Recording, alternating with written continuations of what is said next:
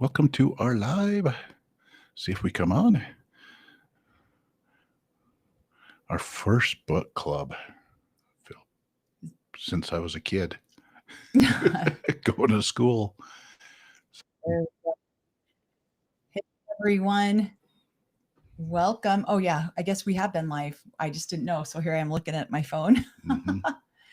Hi, everyone. We are so excited to be doing this book club. Got to turn down my phone too. Oh, both of our phones are up. We're doing it. So here we are for book club. I'm excited for it. Hopefully everybody is got a copy of the book. So we got our copy a couple weeks. Oh, has it been almost 2 weeks 2 now? weeks, Huh? yeah. Oh my gosh, that went by From so Australia. fast. We started to read it on our way to Montana, but today we went back and reread chapters 1 through 5 and took all of our notes so that we could be ready for tonight. So hopefully everybody has a copy of it or has a way to look at it, look it up. Yeah, see, our chats are not coming back on. We're back to figuring out why our chats are not working right there. But I don't know why that's so frustrating. Technical support. I know we need need a technical support guy. So yeah, this book, I actually really like the book. I think the way she writes it is really smart. I think the way that she's got a great sense of humor. We went through and highlighted a bunch of yellows, so our book is like all highlighted up. But and we haven't finished the book. So we bought the audio and we've been playing it as we've been working. We share an office at our home and we've been listening to it as we've been working. But we haven't finished it yet. I think we're on chapter 40 or something like that, 40. And so yeah, I'm excited to see how she wraps up the book or what she does to end it. So we decided to do the first one. We've never done book club, so thank you guys for being patient with us while we figure all this out. But no sound. Oh, I got sound. We listened to it. So yeah, something on your end because my phone just blared at me. So yeah, so our sound on our side is working and hopefully everyone else can hear us. But I forgot what I was saying. What was I saying now? Sorry. But yeah, we're excited. We are super excited to be able to talk about this. So we went through and made some notes and then also highlighted the book of what we wanted to talk about, different parts of the book. I think Christine is a natural storyteller. I think she does really well with storytelling. She does mention that she went to college and took some public speaking. And we were trying to figure out how old, what the age difference was between the two of us. Cause I think that, so we had to look up her birthday. So she is 2 years older than me and a year younger than Cory. Yeah. Because I knew she was 2 years older than me because we went to high school together. And so she was a senior or I was a sophomore when she was a senior. So we shared lockers next to each other in high school, of all things. I don't know if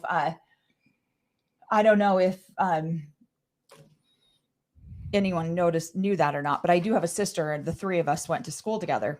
So in here, let's see. Okay, sorry. Where do you want to start at? Should we just start with this prologue or? Yeah, basically what we wanted to do and give us feedback, but we wanted to we read through each chapter and wrote down highlights, things that stood out to us. And so we were going to just talk about that. And then never done book club before. So then we're open for questions to go into more details. Yeah. And then you guys can give me, Cory's little sister is mods for us and she's on her way to a concert, but wanted to drop in and say hi. She's got the book and listening to it. Oh, good. Perfect. Good. So yeah, that's kind of what we were thinking is we'll just go over a couple of the things that stood out to us in each of the sections and then maybe take some questions from everyone. If if anyone has any additional, or if there's something that you thought was questioning that you wanted to question that it didn't catch our attention. Yeah. So, and then we can do that. So I love the way that I wanted to read, this is the only part that I'm going to read out loud. The rest of it we'll just kind of go over, but I wanted to read like her, who she dedicates the book to. And it says, "To Dad for being my hero. I'm still a daddy's girl. To my mom, Annie, for helping me find my strength. To my other mom, Susan, for the sagest advice I've ever had. For David, the love of my life. Gosh, I love our lives together so much. You've helped me become stronger and recognize my value. And you have brought me so much fun and laughter into our lives while helping me find peace, a peaceful calm that I didn't know existed." Because I relate to so much of this. "For the children that I pushed out of my womb, as well as the children I've gained through my family, my favorite thing is being your mom." I really appreciated that because I related so much to a lot of it. I've never been a daddy's girl, however. I've never had a real solid relationship with my dad. I really am happy for Christine that she has that, because it just doesn't always seem, not a lot of people have that connection with their dad. So let's see. Yeah, and I'm curious too. She said that she had second mom at 5, but they were monogamous till she was 5. Yeah.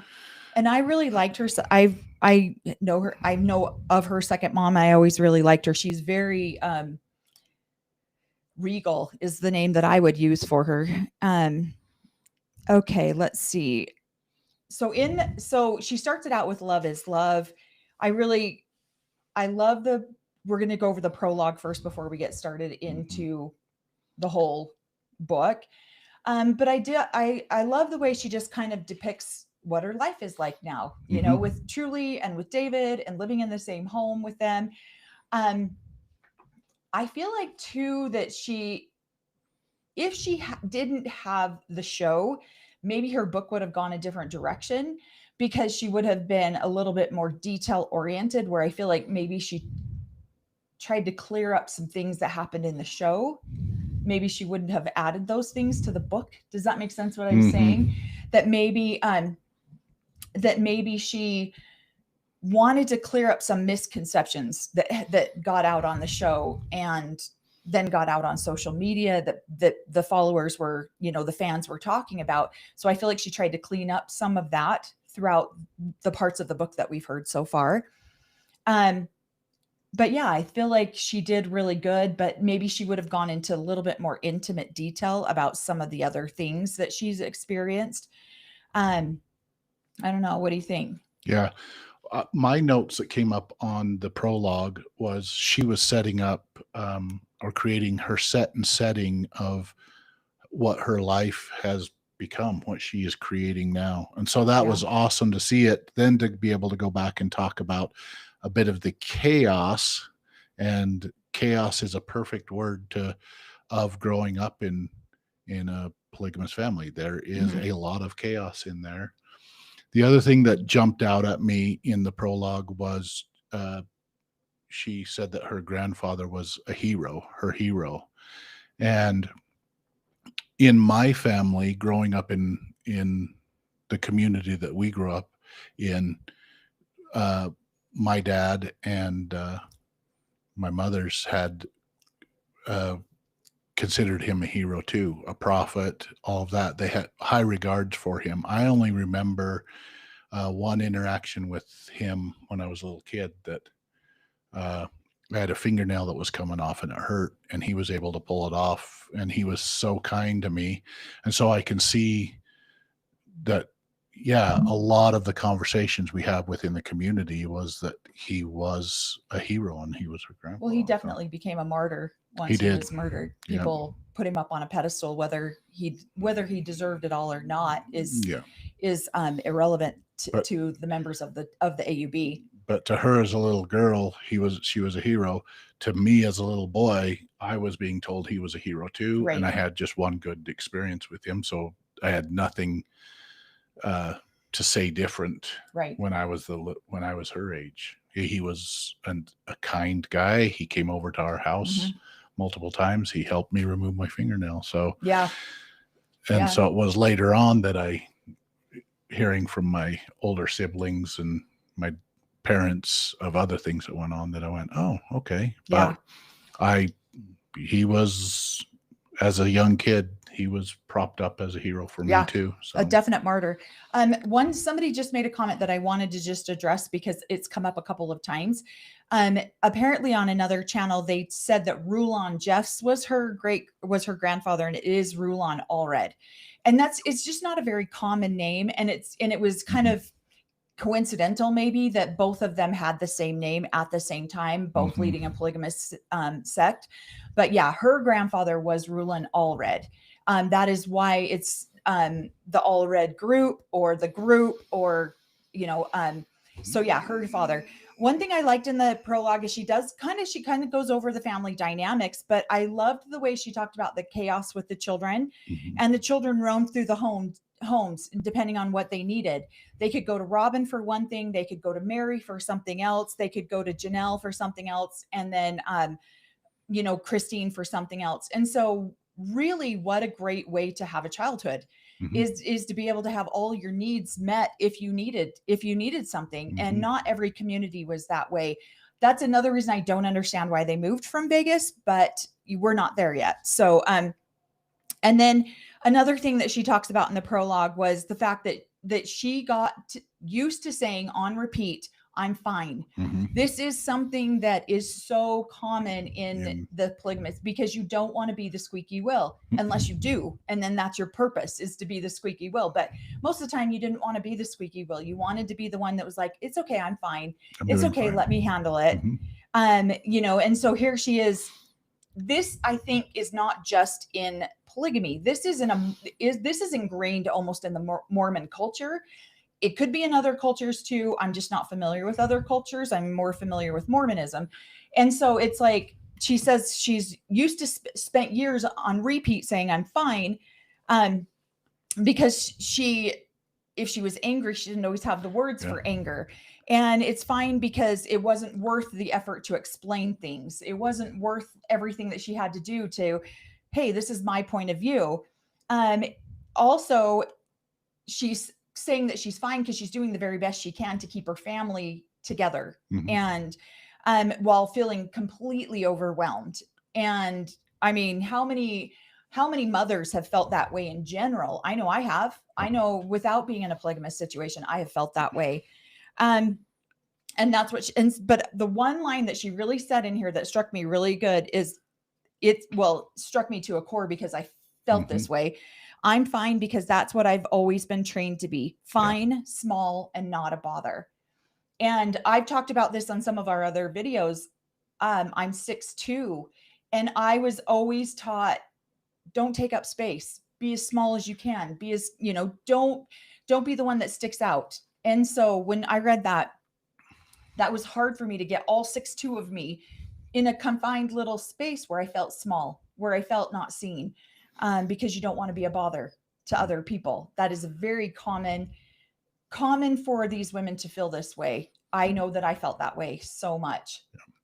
Fine is a word that's basically stating that you can't feel that emotion. I feel emotion coming up. I'm fine. You got to push that down. There's certain emotions you're not supposed to exhibit in the AUB growing up. When those emotions come out, you get disciplined. So right. And then she talks about if she was in a cult, but am I a cult? And she says, I hear you guys saying this.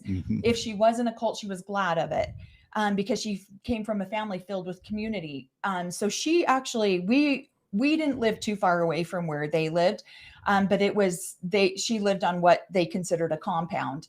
And there was Rulon established this in Taylorsville / Murray, Utah. And so, yeah, for her, it was like she could run across the grass to her other grandma's house. She could run across to her aunts and uncle's house. There was a fourplex, a duplex, a couple of single homes. I think there was actually 2 fourplexes on the property. And it was a pretty big property. And then right next to it was a dairy farmer. and they had a preschool there, or they had a Montessori school, so the kids could go to the school there, and they were part of the AUB as well. And so they had like really this whole community. Pinesdale is a lot bigger. Pinesdale's like, tens of, I don't know how big Pinesdale is, a couple thousand acres maybe, where this one is probably 10 acres maybe. They had their whole family on this little compound, which I was actually talking to my mom about this. I did spend 2 summers there, growing up there with Christine and her family there on this little area. But she also talks about her grandpa being a hero, and she was grateful to have the opportunity that he tried to make their community safer, and she felt like she was following in his footsteps and trying to make him and so she thought she had exactly what she wanted until she realized that her husband had fallen in love. So here they had created this compound type situation down in Vegas, and now she's starting to realize Cody's fallen in love, and now all of a sudden she's starting to see things that she would like to before, and she wanted that before too. That had never been part of her programming. It had never even been a possibility for her. So much of this I relate to, because when you're growing up, you're taught that things are, it's like, that's good enough for me. I'll take that. And you think that good enough is good enough. And when you start to find other options, you're like, wait a minute, I didn't know that was an option. I didn't know this was an option. Falling in love within the community is associated with passion, with right. Well, it's on TV, it's on romance novels. Yeah, you're not supposed to fall in love. You're supposed to live together righteously, whatever it is. And so when she wanted a romantic relationship, but also this chaste and all of those things. And so now she's seeing that, oh shoot, he's fallen in love. And that has been, in my upbringing, was taboo. So to have a successful polygamous family, you didn't fall in love. You worked together. It was a contract. Being in love wasn't part of the requirement. Being in love was more a pain in the butt than anything else, because it's like, oh, great, I don't want to be in love. I just want to do my responsibility. I just want to do my duty. I just want to help progress the kingdom of God on earth. Being in love is a nuisance, and it's a frustration. And at least that's how she doesn't explain it that way in the book, but that's how I grew up feeling that way. Those who weren't in love would judge those who were in love as lustful. So right, exactly. Well, and I love how she talks about her piousness in here too. So I like the way she lays out her childhood. Do I think she had that blessed of a childhood? I do, because of the way that because of the community that she grew up in. And the couple summers that I spent there, her mom didn't watch me, but one of her aunts watched me. And, because it was summer, we couldn't go to school. My mom still had to work. So she took her kids over there, and we would go to the YMCA during the day.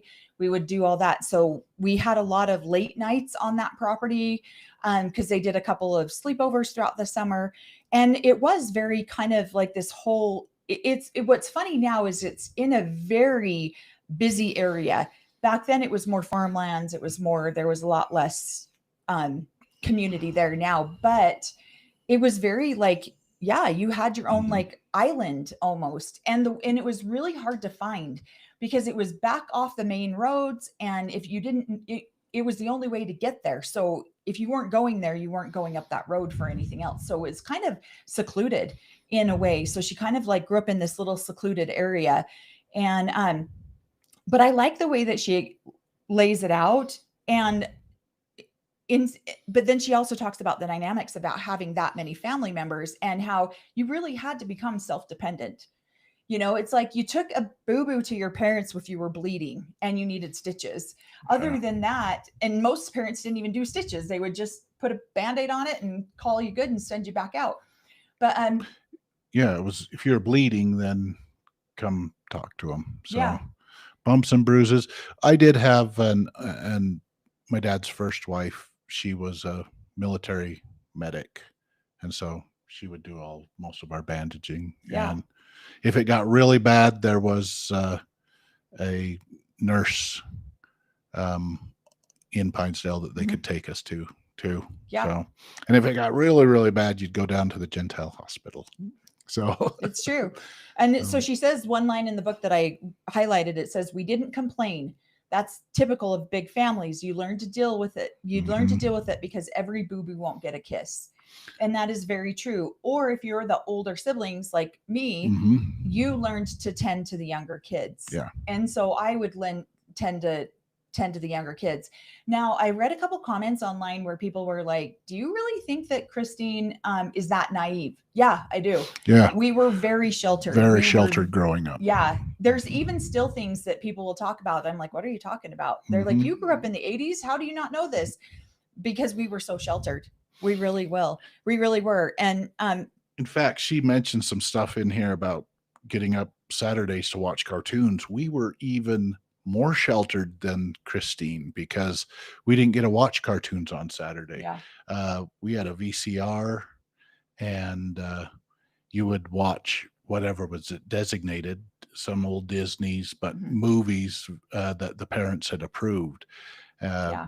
And we didn't get to watch cartoons, not until I got older and I got a little TV myself that I could do it. But sometimes you'd sneak out, but you'd have to sneak out to turn on the TV, and if there were cartoons on, and keep it really, really low so parents didn't wake up. But the minute they were up, you're out working, you're doing your chores. So so I really do believe that her childhood was, in her mind, as maybe it wasn't for everybody on that little compound, but it definitely, I mean, and her dad is one of the kindest men I've ever known in my entire life. And so I feel like she definitely had a very naive, very idealistic view of the world, and which is one of the reasons why she's always been so happy, I think. But I like what she said about she became a mediator. I don't like that for a lot of reasons, because she's too young to feel like she has to mediate between siblings. But at the same time, she's also learning how to, this is what's so funny to me about polygamy, is that we are all, so many of us were so sheltered. We were that naive, and yet we were so socially awkward, but we had a million people around us, but everyone acted very similar. And so then you get out into the real world, and now your social awkwardness is like full display, because you don't even know how to behave yourself in public. Yeah. Well, she goes through the rules of talking. We were given rules on how to speak outside. Yeah. And we stood out like sore thumbs, because I remember people cussing out there, and I was like, what are these words they're using and stuff like that? So yeah. So I really do feel like she does paint this very euphoric, very wonderful place to live. And it was, we went there often. My mom would go there very often.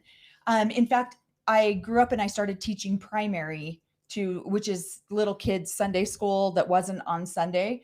And our primary was on the compound where Christine grew up. So yeah, it was a very safe place for people, that you just didn't have to worry about the outside world. And because of where it was located, it was very centrally located in the valley. A lot of people came to the compound to do things. And so I did highlight that area because she said, everyone in my circle was kind and I could go anywhere and feel safe. Someone's mom would inevitably include me with her kids' day activities for the day, just as my mom did with my friends and cousins. So it was a very much of a isolated society, I would say.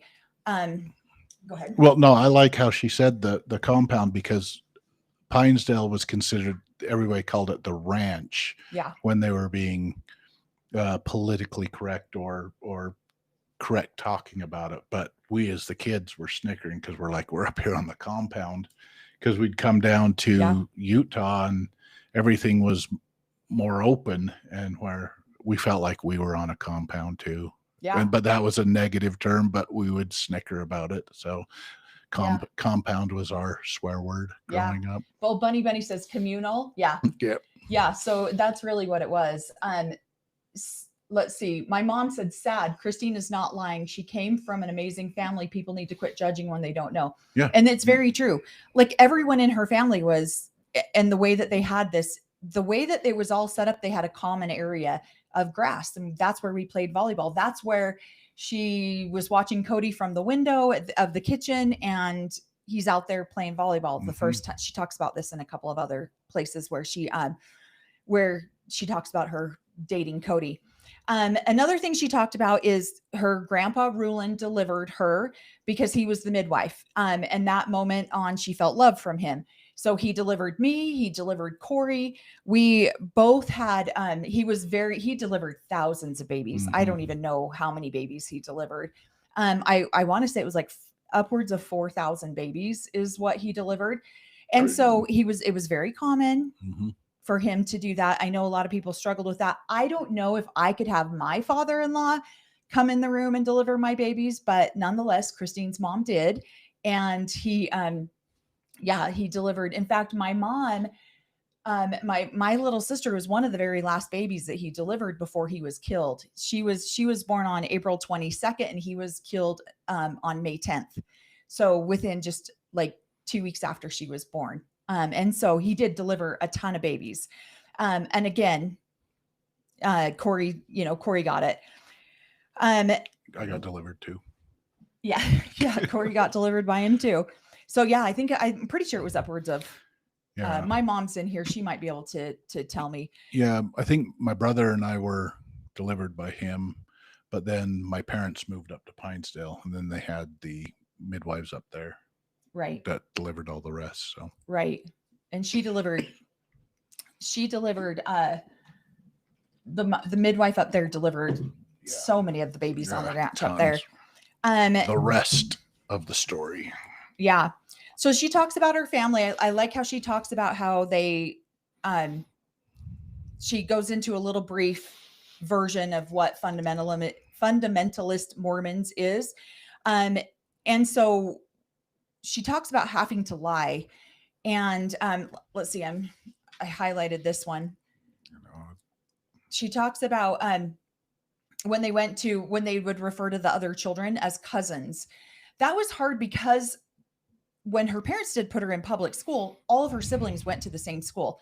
We didn't run into that issue. You guys were schooled on the compound. Schooled on the compound. Everybody knew. Everyone knew everybody. So we didn't have to. But we were warned when we went out in the world not to tell everybody that we have. Yep. So we referred to other mothers as aunts. We didn't refer to. I never did refer to my siblings as cousins. But I never went to school with one of my siblings until high school. And then my sister and my sister was 4 hours older than me. And Rulin was delivering her and almost didn't make it to my birth because he was still at her birth. And then he made it barely to my birth. And then Christine and my sister and we all shared lockers right next to each other in high school. And that was the first time I'd ever. And so I didn't really have friends in high school. I didn't make friends outside of the community. And in the book, Christine talks about not making friends outside the community either. She talks about her grandpa was murdered when she was 5 and talks about when her dad came home from that. I can imagine the soberness about that.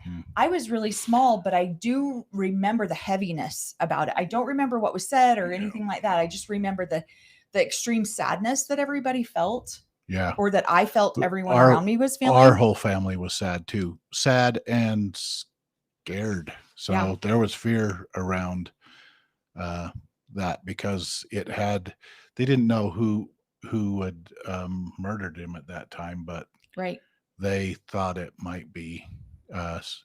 I'm sure the FBI was right on it, but they thought it was somebody else, rival thing. So Yep.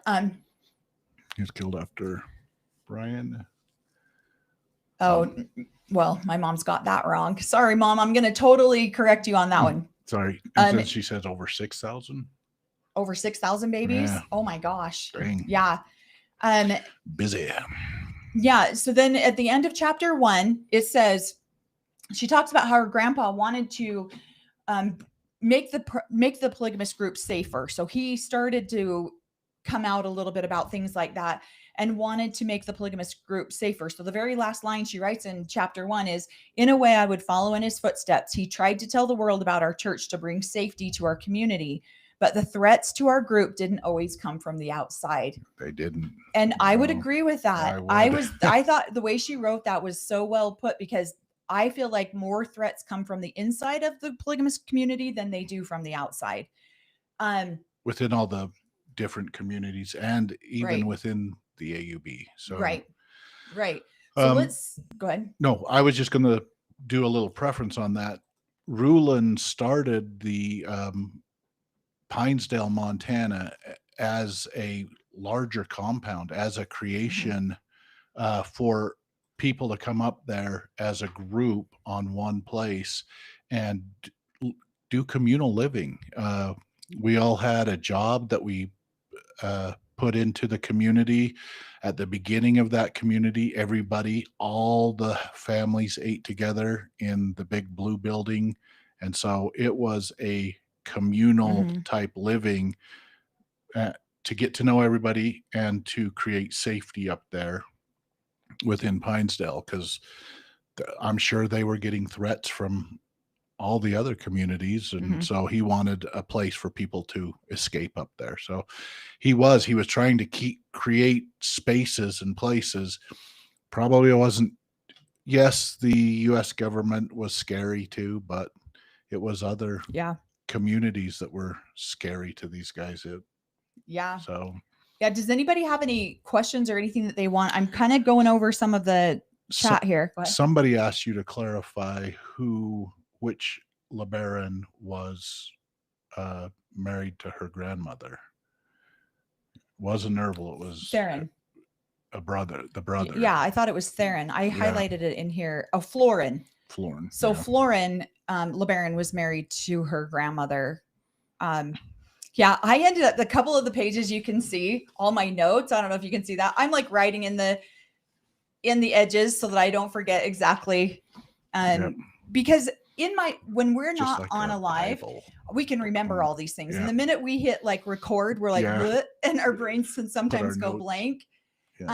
So let's see, which grandfather married her and Cody? So Owen married her and Cody. Let's see, let me see how I can explain this. So Christine's mom, Annie, her mother, what was her name? Now I can see it perfect in my brain. Susan? She, Grandma Anna, and I remember her very well. She was married to a LeBaron, and she ends up divorcing the LeBaron and moving from Mexico and coming up here to Utah, and she married Owen.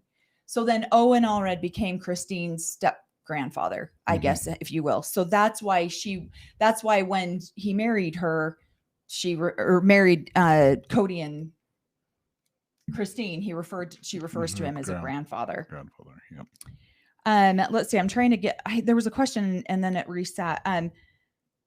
Let's see. Go ahead. Did you have something? No. Oh, I was just reading some of these. Okay. Someone says Christine is being criticized on other channels for having rose-colored glasses on about her childhood. And which is so we just kind of talked about that. Yeah. It's funny because if you ever looked at Christine's social media handles, her social media handles is rose-colored glasses. Yeah. And so I don't think she's in denial about that. I think she understands that she does have rose-colored glasses, but she really truly did have a very safe environment to grow up in. And when I was talking to my mom about that, I'm like, you remember that we used to go over there for the summers? And she had kind of forgotten that we had done that. And but yeah, we would go over there. We all had rose-colored glasses on growing up. We really did. Yeah. We all had this idea of what our life was going to be like and how we were going to make into heaven and live happily ever after. This is what we were taught growing up. And it takes years and years and years of deconstructing our faith to slowly start to take those glasses off. So it's not that she's got rose-colored glasses on. She's going through the process like all of us have. I'm 54 years old, and I'm still deconstructing some of the stuff I grew up with. Some I do have happy thoughts. Happy things that went on in my childhood that I have tried to bring over as a father and recreate those within my family, holidays, things like that. I think she's trying to point out the best of the way we grew up, and show that she's bringing that over into her new life. But also she does point out, especially from what we've read, some of the stuff that people didn't want to look at. We don't talk about that. So it's not that she has rose-colored glasses on some amazing things, some of the better parts of us growing up, things that happened, family. Well, and her childhood is not always the norm of the AUB. She definitely, I mean, you've heard it said on the show that she came from polygamous royalty. She did on both sides of her family. So somebody just said, did she grow up on Rule and Allred's compound? Yes, that's exactly where she grew up. And that is in Taylorsville / Murray, Utah. And I don't know if it's still there. I probably could find it if we drove over there, but I don't know. Much has changed here. Yeah. So. And honestly, now that we are starting to have grandchildren, that's what I'm like, hey, let's get a family compound. Like I would love to do that where my grandkids can just come over anytime to our property. Like what an idealistic way to grow up. And literally it takes a village to raise a family, and you have that option there. So let's see, I'm going to try to get any of, they're talking. We haven't actually gone to the back of the book and looked at any of the pictures. I guess there's a bunch of pictures. I went through the pictures. Yeah. So I didn't. Yeah. I was looking at all the pictures of her when she was little. Oh my gosh. Yeah. That's exactly how I remember her growing up. Yep. Yeah. And then high school graduation. I remember her. So yeah. The high school graduation with her. And then, her grandma, I called grandma too. Let's see. Okay. Yeah. That's sad if people are trying to criticize her for her childhood, because I really do feel like she did have, in my experience of her, did have a more idealistic childhood. Yeah. Okay. And I have great memories of some of the things that went on in my childhood too. Yeah. And I have definitely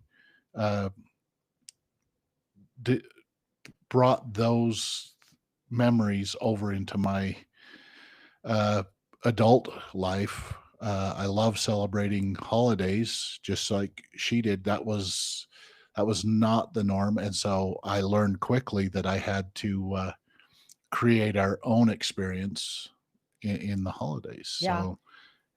So we've created, but used some of the old, stories and stuff like that into that we liked, those ones that stood out to us. So right. Well, and Christmas somebody's star. saying if Christine didn't have a traumatized childhood, who is she? I absolutely think she did. She experienced trauma. We all do. There's no way that she didn't. But this book isn't about her childhood. This book is about her being a sister wife. So she's giving us context to this is how she got to being a sister wife. I think if she wrote another book about her childhood, a lot more of that stuff would come out. But in this book, that's not what the book is called. That's not what the book's about. Well, and I think so that's why we're not seeing it. So this is just my opinion, but I think because of her upbringing, she had a good opinion on polygamy. This was the way, and this is the way it was supposed to be lived. She was watching, yes, at 19, her mom left, but she lived in this idealistic version of polygamy that she wanted to recreate in a family. Those of us, I was never going to become a polygamist because I didn't like the way I grew up. I didn't have this ideal version of polygamy. It wasn't for me. It was hard. I saw the hard parts of it, the misery of it, and I didn't ever envision myself having 3 wives. I wanted one wife. Right. So I from a honestly young feel like age, if she really did go back and write another book that was more, but childhood. she's known to the world for her role as a sister wife. So she's trying to give us context about how she got into the sister wife position and then what's happening. So I just, I've seen a couple creators tear her apart for not being honest about her, at least not like, I feel like we're very honest about the way that we grew up, but we're also we still try to be, I feel like sometimes if we were really brutally honest about it, we'd get kicked off YouTube because it was that bad at points. We all had we all grew up in the same community, but we all had different experiences. So we really did. So yeah. So no, I think she believe definitely had experience. Yeah, I think she definitely had a beautiful experience, and I'm sure she did have trauma. Okay, so now we're going to go into chapter 2. Let's see. I want to make sure that if I missed any, all the OG 13 Brown kids, even after seeing how their family broke up, say they loved their childhood. Yep. You only know, you only know what you are raised in. You don't know any different until you're out on your own. Exactly. And so all of us have taken parts of anyone who was raised in a cult or raised in something like this. You take the best parts of your childhood and you try to create that in your own family, in your current family. At least that's what I feel like we've done. And we as adults have said, yeah, okay, based on what a cult is, we have cult-like scenarios too that we grew up in. When we were growing up in God's chosen religion, and everything else was a cult out there. Yeah. And you have to be scared of every other religion out there because they're all the cults. We're the chosen religion. So I can see why she's like, no, we didn't grow up in a cult. That was our training. We weren't growing up in a cult. We were growing up in God's chosen religion. So yeah. And thank you, Mary, for pointing that out. People need to remember that 2 things can be true at the same time. Absolutely. There 2 things can be true at the same time. She could have very much experienced trauma, but in this particular book, she's talking about what led her. And random old lady says, a compound is a great way to grow up as a kid. Teenager, not so much. Couldn't get away with anything. Yeah. Very much true. Yeah. He would know that a lot more than me. I was sneaking the car out at 14 and it was not fun. But okay, let's see. So trauma began with Cody. That's where she's talking about her trauma. So well, I think her major life traumas started when her mom left the religion too. And I love that she goes into that in this book. So chapter 2 is That's Not Us. This chapter got me a little bit, I won't lie, because I feel like so much of what she says in this chapter, I'm like, I don't know if I agree with that. I don't know if I agree with that. But if this is her experience, and we have deconstructed enough that we can talk about certain things where I'm not saying Christine has not deconstructed, but she's only been out for a few years. And so I feel like you still tend to want to defend the way that you grew up, or if you hear somebody, like there's other YouTube creators out there that will say stuff and I'm like, it's not that, it wasn't that bad. So, well, the interesting part, what I took from this chapter, It's Not Us, is also our upbringing with the cult thing. Well, this kind of stuff goes on, but it goes on in the Kingston group, or it goes on not in the AUB. But the AUB is the perfect. That was our training growing up. That's not us. We don't have the child brides. We don't have the marrying of siblings. We are the better version. And so that was our upbringing, our training of we are the better version. And then you would hear whispers about, we kind of do that. Maybe sometimes. Yeah. Are we like them? And so, but again, growing up, you would hear the rumors, but again, they were just rumors, and we don't talk about those things. So you don't talk about it.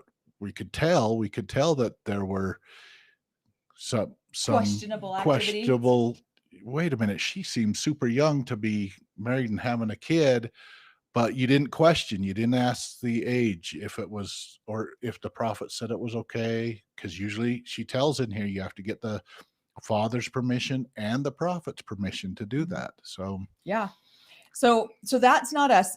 What I liked, so as I explained before, there was a school that the dairy farmer's wife ran.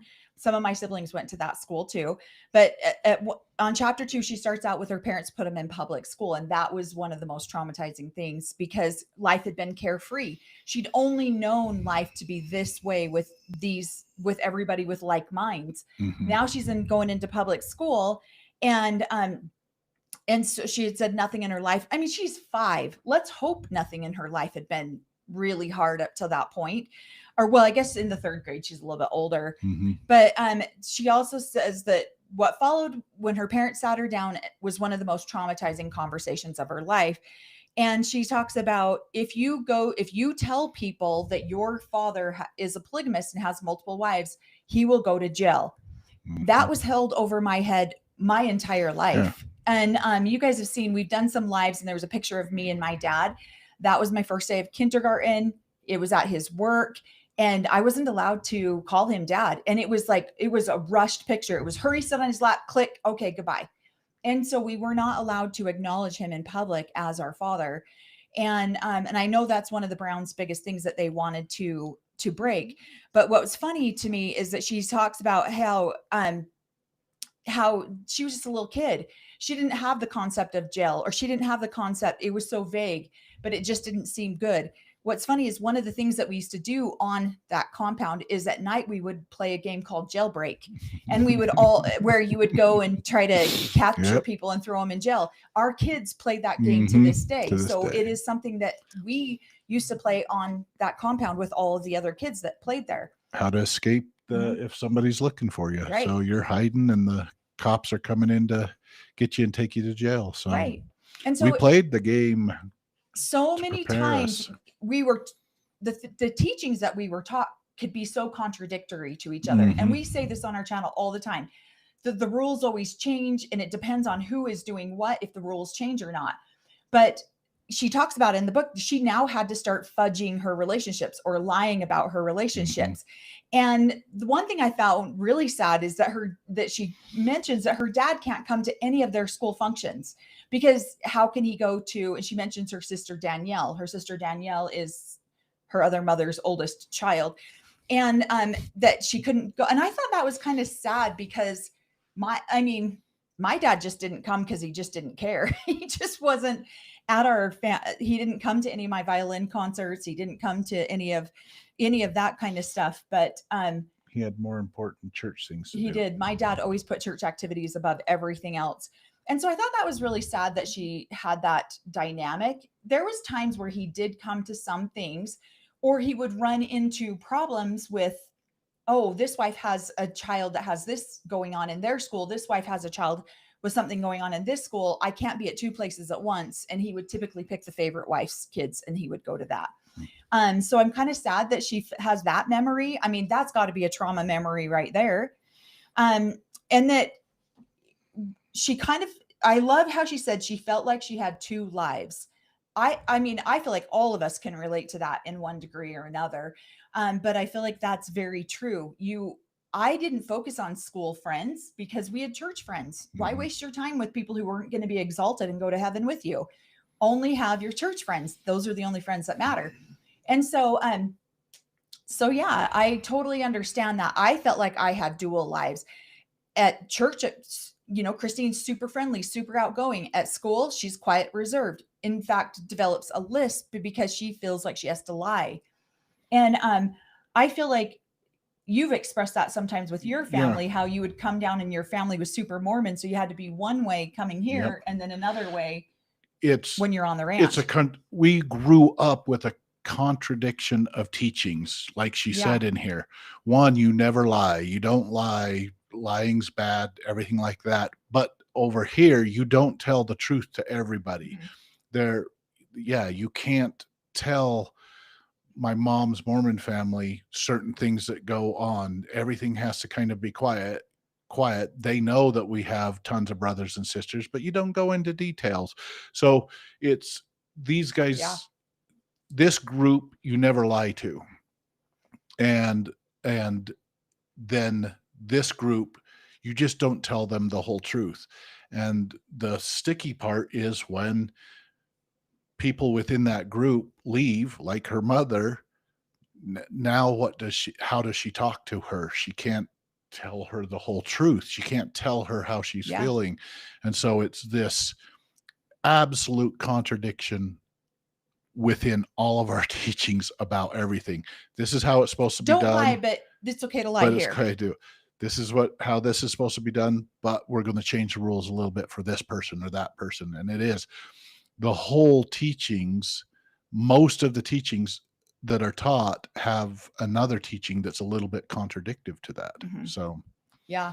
that's Yeah. why we're telling you, well, I don't know, which rule book are you guys we got a ton of rules, and we had to learn, hey, this is the rules for this person or this community. This is the rules for this one. And so, man, we were overwhelmed with rules when we were growing up. So it is so hard. And I want to read this one out loud. Thank you. Only in Theory Mhm. says, if you want to know what's going on in a child's home, watch them play. I absolutely agree with that. I 100% agree that is very, very true. And so you can kind of see what's happening. One other thing I wanted to point out, Lynn says, Christine's brother had a completely different family view when she and Janelle visited. Can you comment on that? Again, I feel like Christine, and she says it numerous times in the book, she says it was easier to be happy. It was easier to say, I'm fine. It was easier not to notice. I mean, how many of you, if you're a parent and you have a child that's always sometimes you learn to tune that out. And then people around you are like, what the hell? Stop that kid. He's being too loud, but you're not even hearing it. And I think that's what Christine did. She paid attention to selective things. So she chose to ignore some of the really dark parts of it and the hard parts of it. And she just put it out of her mind, and she chose to be happy, and she chose to see the happy parts. Well, and I think she named this chapter perfect. Well, that's not us. That dark spot, we're going to put that out of our mind. We're not going to talk about it because that's not us. That's the other groups. Or stuff. And the boys are treated significantly different in the AUB than the girls are. So I can tell you, like, if you talk to any of my brothers, it's a completely different experience. Cory, completely different experience. We learned some of the household chores. I mean, my mom had 6 boys, and so I learned how to clean. I learned how to do my own laundry, learned how to cook, especially when mom had those chores, the cook weeks and stuff like that. But the majority of the time we were outside working in the yard, and our sisters were maintaining the house. So, and honestly, it's a survival technique. A lot of times you just choose to see the positive, and the rest will be fine. And so I love how she says that. And then then she goes to church, and in Utah, everyone back then, 90% of the state's population was Mormon. And so then, and I remember feeling this way too. My dad they have classes in junior high and high school called seminary. And you would leave the actual public high school and you would go to a Mormon LDS church house where you would learn about the gospel. You'd learn about Mormonism. And we were required to go to that class by my father. And so it's like, well, wait a second, you're not Mormon. You're not in our ward. Why are you here in this class? So she talks about how she just started telling people that she was just Christian, but not Mormon. And then she starts talking about, like, then they're like, well, when did you get baptized? And so I really like how she breaks this down, because it really is a mind effery. I'm just going to say effery so that I don't have to get my channel or my thing. But it really is a mind. It screws with you because you want to be honest, but then at the same time, you know so much about Mormonism, but you kind of have to pretend that you don't, because you don't go to the Mormon church with everyone else around you. Now it's a lot more liberal. Our state is, I think we're now like 40% Mormon and 60% non-denominational of some sort. But back then it wasn't. And it was tricky to navigate those waters without outing your family. Yep. And so, and then they'd say, how many siblings do you have?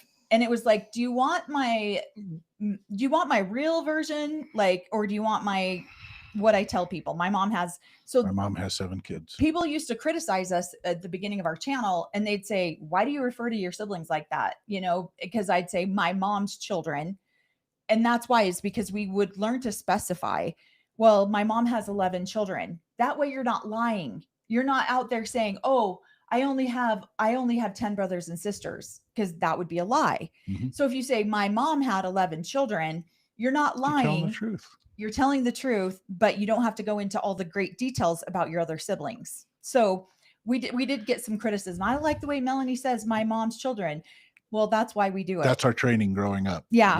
Learning how to exclude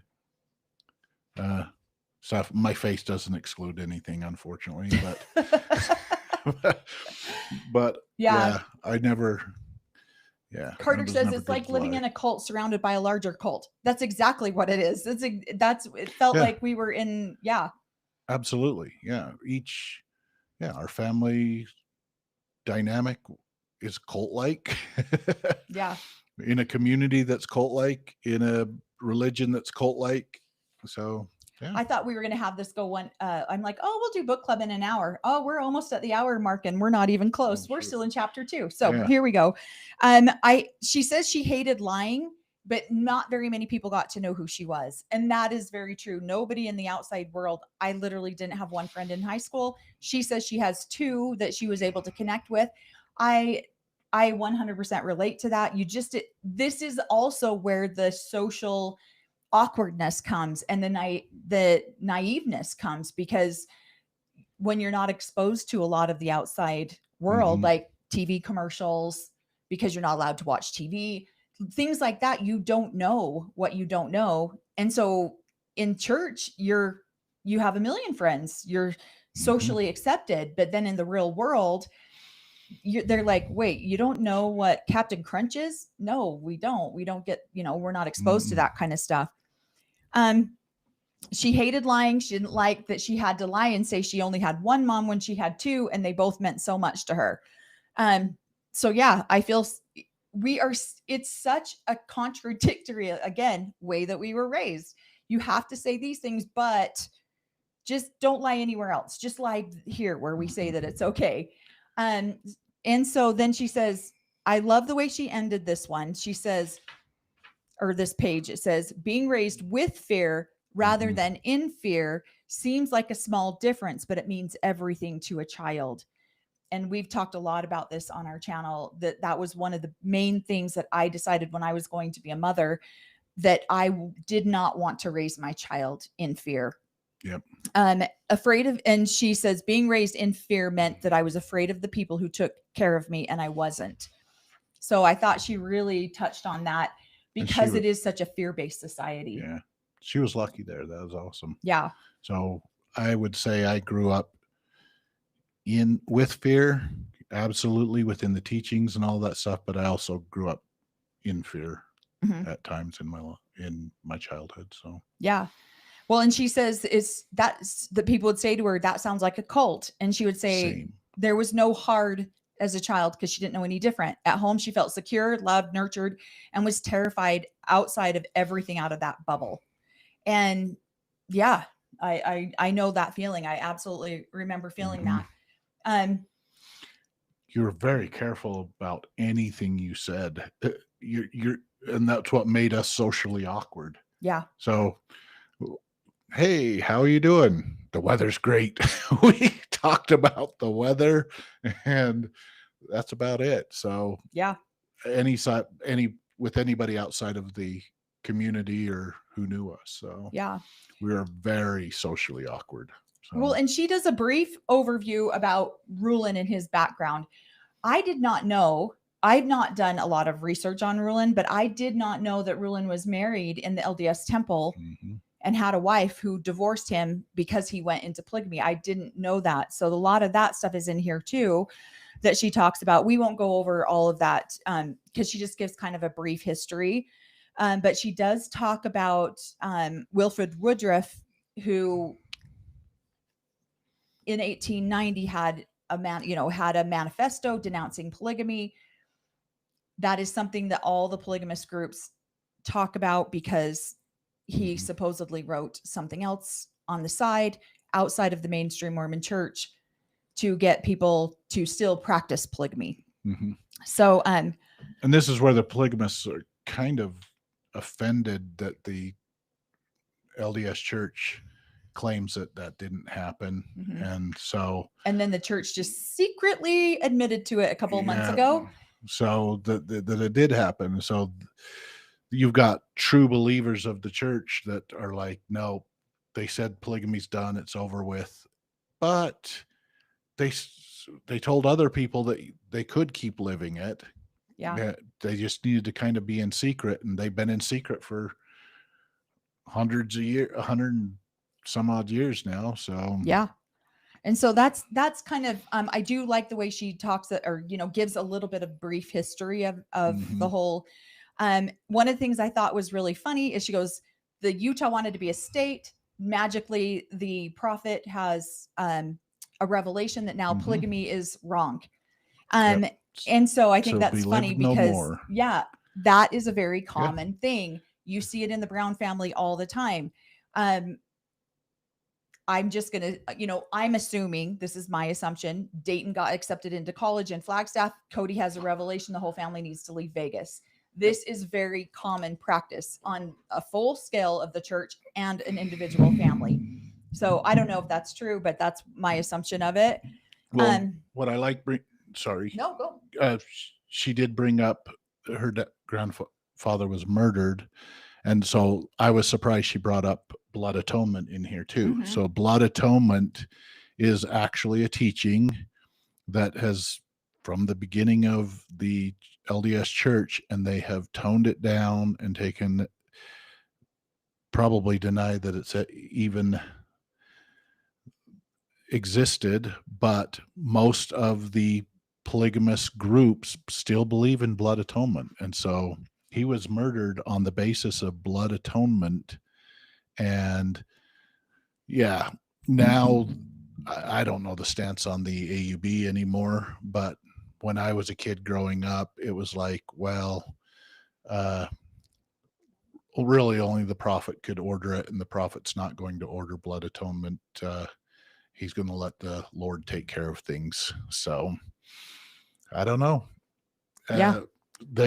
It's something that is a belief system within all of the, from my understanding, from all of the polygamist groups. And that's why it's not, they're out blood atoning other people that have gone through rituals and that have agreed to that. So, yeah. And there are still people, this is what we say. This is why one of the things that we talk about is that not everyone in the AUB is this way. All it takes is one or two fringe people to give a bad name to an entire community. This is one of the reasons why my dad doesn't like me to use the word cult online, because it does create more us versus them.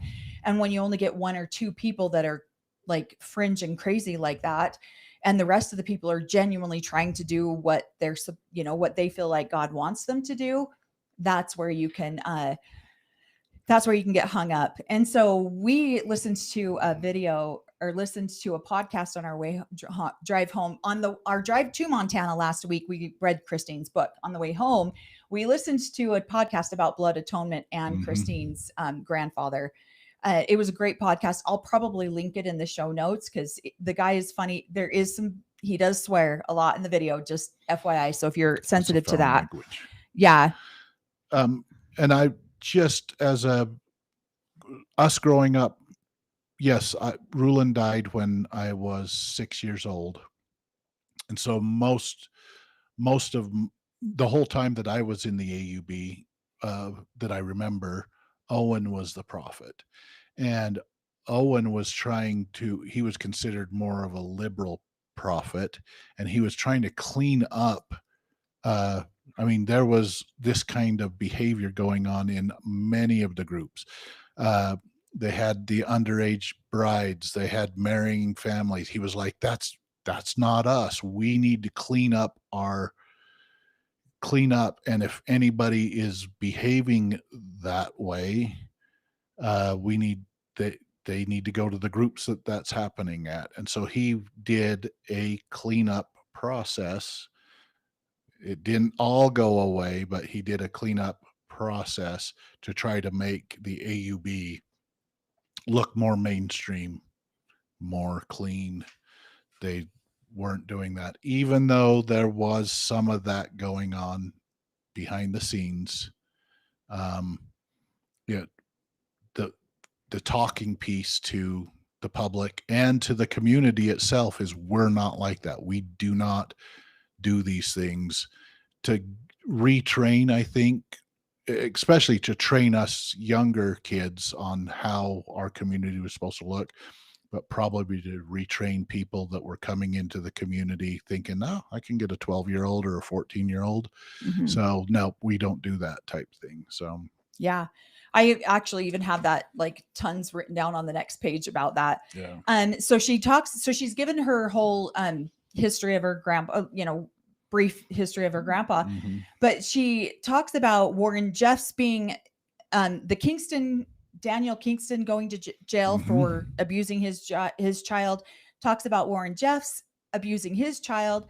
And she says, that's not us. Grandpa Rulon led the Apostolic United Brethren beginning in 1954. We called it the work, the group. That's what we didn't even know it was called the AUB for only the last couple of years. Yeah. Her grandpa married 16 women and had 48 children. Where I struggle with this is that her grandpa married a 15-year-old. I believe he was courting her when she was 14, and he married her when she was 15. And my sister is married to one of this 15-year-old's direct grandchildren. So they were at our house the other night, and we were talking to them about that. And I said, "Is this your grandma?"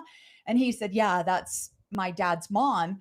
And he started to tell us the story about how Rulon started courting her when she was 14, and then he married her when she was 15. He said, so I find it interesting that people want to say the AUB doesn't do that, because the founder of the AUB did that.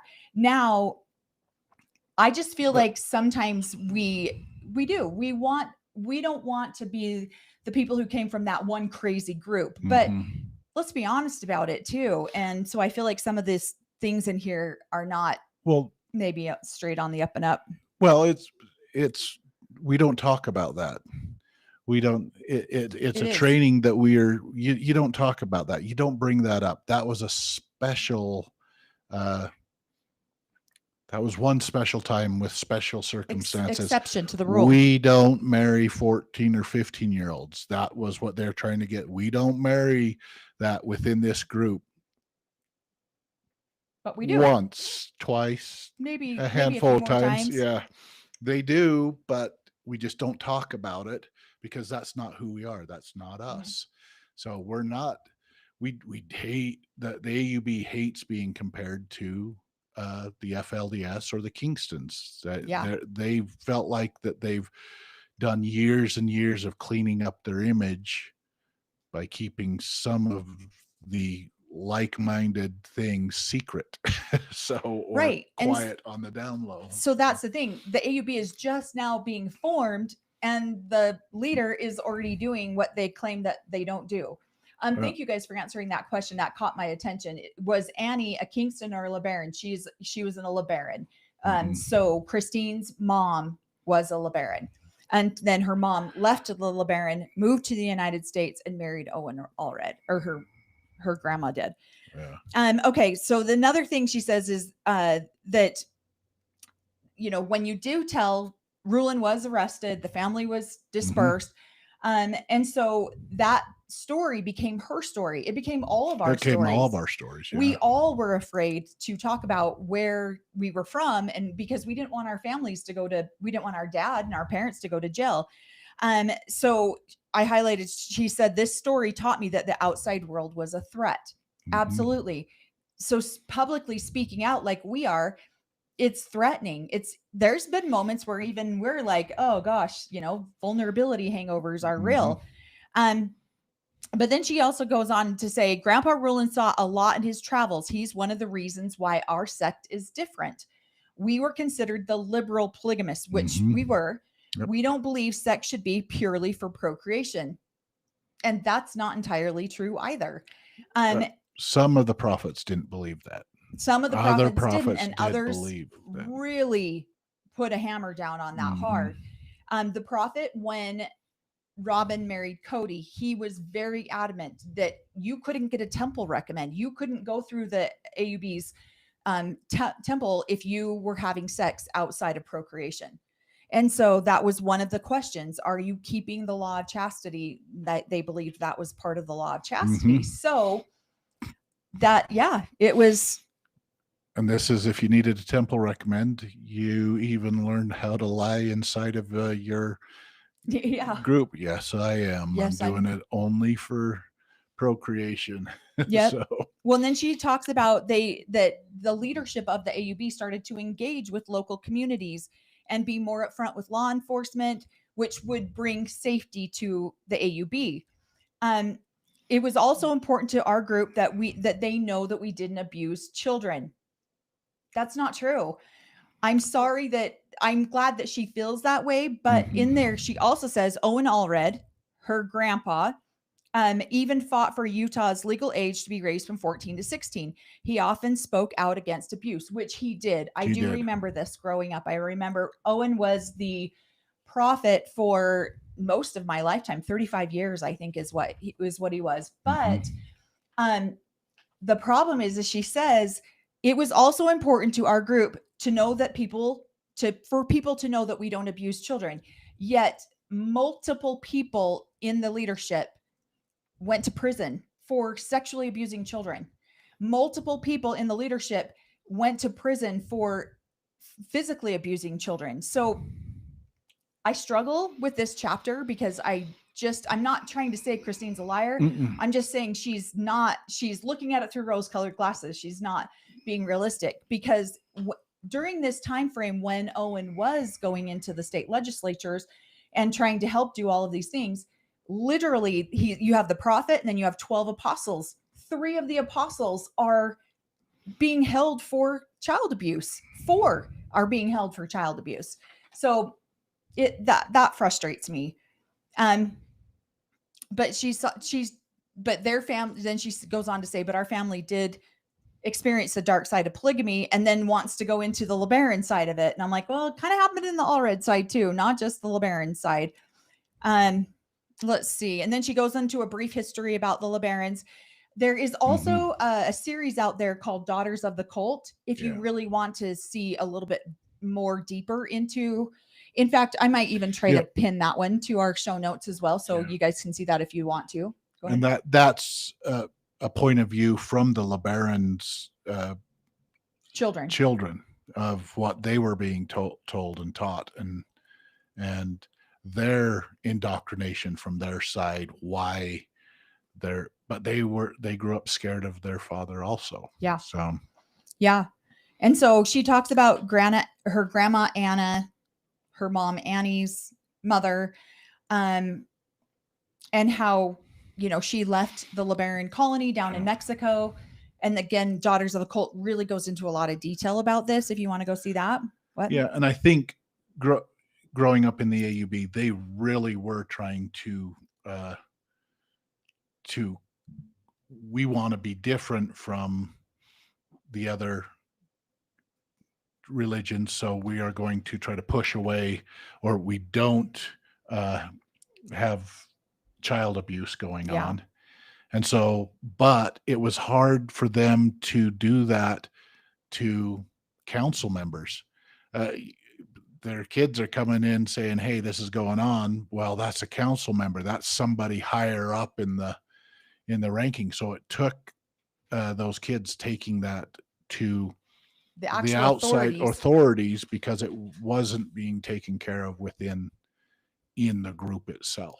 And that was one of the frustrations about Owen being the prophet and being the prophet for so long, is that he typically believed whoever got to him first. And so, and this has been a major general complaint about from a lot of people, that if you got your story to him first, he tended to believe you. And so, and it was hard for him to believe that other people, his 12 apostles, would be sexually abusing or physically abusing their children. And so he didn't want to believe it. And yet there it was. And it was very well documented and proven by a lot of people. So she talks about the LeBaron side of her family is the dark side of polygamy. And she talks about how they asked, so the group split, and you've got Rulin on one side starting the AUB, you've got the LeBarons starting their community down in Mexico, and Ervil had asked Rulin to join their community, and Rulin said no.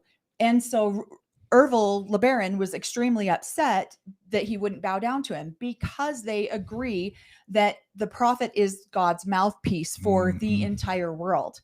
And so, and then she goes on to say, just like Russell Nelson isn't just the president of the LDS Church, he's the prophet and believed to receive revelation from God. Yep. So it's funny, I said that to my brother not too long ago. I was like, oh yeah, Dad's not a prophet. My brother lost his mind. He was like, he's not a prophet, he's a leader. That's it, not a prophet. And so I think that's the difference, is that you truly do believe that that is the person who gets revelation and guidance directly from the big guy all the way down to everyone on the planet. And so, and a lot of it was tithing. She doesn't go into that in here, but Ervil, in Daughters of a Cult, they'll talk about that. Ervil felt like Rulin was stealing tithing from him because Rulin was starting his own group. So he sent out his people to blood atone. He was even nuttier than that. He felt like that the president of the United States should be paying him tithing too. Yeah. Sent a letter to the president. Yeah, President Carter, I think Jimmy Carter was the president that time. So he's definitely a nutcase, but yeah. Yeah. Yeah. And so then she goes into Ervil died in prison. I think it's funny how she explains that he was killed by other prisoners, but the official, you know, punched himself. Yeah. I heard all the different stories too. So, and then she went with her mom down to Mexico, to where her mom was from, and for a wedding where her now current husband, David Woolley, his sisters live down there, and they're polygamists down there too. And so her and David were at this same wedding, not realizing that, which is funny because Cory and I did not know each other. We knew of each other, but we did not know each other until we left the AUB. And he was actually at my first wedding. He had brought his date to my first wedding. And well, she was coming to the wedding and she asked him to bring her. So he was at my wedding, and I was her +2. So yeah. So I thought that was kind of interesting that it is very true that you run into people like that all the time in polygamy. You know, I hope that her and David are doing well. David seems like a good guy. What do you want? That's why I want to get through the whole book, because she does mention the tithings later. And also does she? The abuse from the AUB. Okay. So good. Yeah. When we get into the farther chapters, we'll see that. She also talks about Grandpa Owen, because now her grandmother married Owen and he ended up being her grandpa. And she's talking about him fighting the abuses going on. It says Grandpa Owen even invited state officials in to interview members of our group without prior notice to make sure child and domestic abuse were not part of our culture. For my Grandpa Owen to go public was huge and brave. It was. My dad was one of those interviewed. My dad was extremely, extremely physically abusive. And my dad was one of those people. And guess what we did? We said what we were supposed to say. We did what we were supposed to do. I remember my dad being interviewed several times. And so, yeah, it was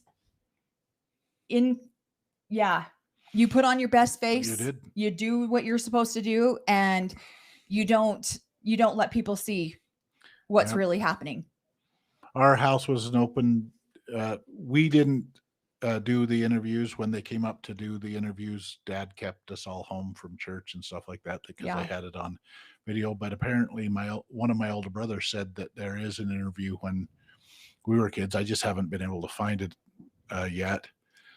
But our house was an open home to other polygamists. Apparently Cody and Mary came up there to see how the house was run by a full polygamous, and everybody had, I remember people coming into the house and we were on our best behavior. So yeah. And the that's whole what time they were there. that's what we were doing. That's how we were raised to be. Yep. At the end of this chapter, she says, I say us as in that's how I grew up and that's who I was with Cody. Now I suppose I could say them. Yep. And I've done That's a couple us too. videos on us versus them. And it is hard when you Mhm. have grown up in a cult like this, because when you become a them and you're no longer an us. Yeah. So, yeah, It's awkward to talk to it is. to us, thems, when you're still in it. So We have like notepads and books and we're trying to go Yeah. through. I wanted to see this. Somebody had mentioned something. Let's see. Christine said in a very early season, she didn't know men could be bastards. I think she was telling the truth, but thought she must have been very sheltered in many ways. Yeah. Again, we are taught to see things. Yeah. well, every man, every person put on their best behavior when we were in outside in the community. Right. So Right. mm, Let's see. Oh, come on. I want to make sure I get any of your questions. I'm trying to, and because we don't have a moderator, we'll try to have a moderator for our next one so that we can, grab some of the questions that you guys want to make sure that we go over. Yeah, obviously Christine didn't have a fact checker. And that's the thing. That's why No. I'll say too, everyone has a completely different experience. Yeah. And my experience in the AUB is not the same as I have a sister. I've said this Mhm. before. I have a sister who's 4 hours older than me. She was a plural wife, and her experience is completely different than my experience. And then my other sisters, so even within your own family, your experiences can be completely different. Yeah, my older brothers, I've got 5 older brothers, and their experience within the AUB was so much more strict than mine was. Yeah. So they'll Yours tell was some pretty of the stories. strict, though. Mine was strict, but not to the extent of what they went through, the fear that they lived through. So yeah, they lived through 2 apocalypses by the time I was even born. So Yeah. Yeah. Let's 2 ends of the worlds that didn't happen. The prophet was off on his revelation. So Yeah. Oh, it looks like my sister might have given her view on the first 5 chapters. I haven't watched that video yet. So I see a lot of that. She's talking about holding out help. So yeah, we'll link holding out help in our description. We're going to be putting a bunch of I've links been working on that so that we can get people be able to help anyone who wants to leave this Mhm. type of community. Somebody says, I read in an article about the Pinedale lawsuit. I'm very interested in how that town ran. Yeah, we'll go over that in some of our other lives or live shows, not Mhm. lives. Let's see. She was probably too sheltered from the truth or is omitting the painful part and chooses to talk about the rosy pink stuff.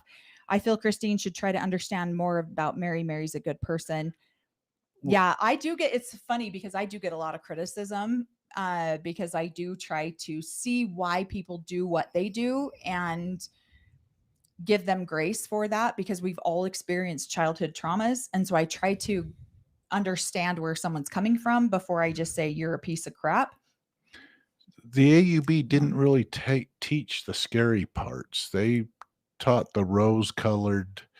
There were the fear from the outside world, but she's basically repeating a lot of the way we were raised, the rosy doctrine that we were raised in, and then you would see the doctrine change or the dark side of it, and then don't look over there, don't talk about that. So yeah. Well, chapter 3, we're going to try to speed this up a little bit because we are going slow, but I know chapter 3 doesn't have a lot in it. She just talks about how they had to clean the house, and she's like, I don't understand why my house was so messy. Well, there's 20 kids running around. That's why the house is so messy. I remember feeling that way growing up too. Like, why is our house always so messy? And then she talks, go ahead. No. Oh, and she talks about how her mom loved to bend the rules.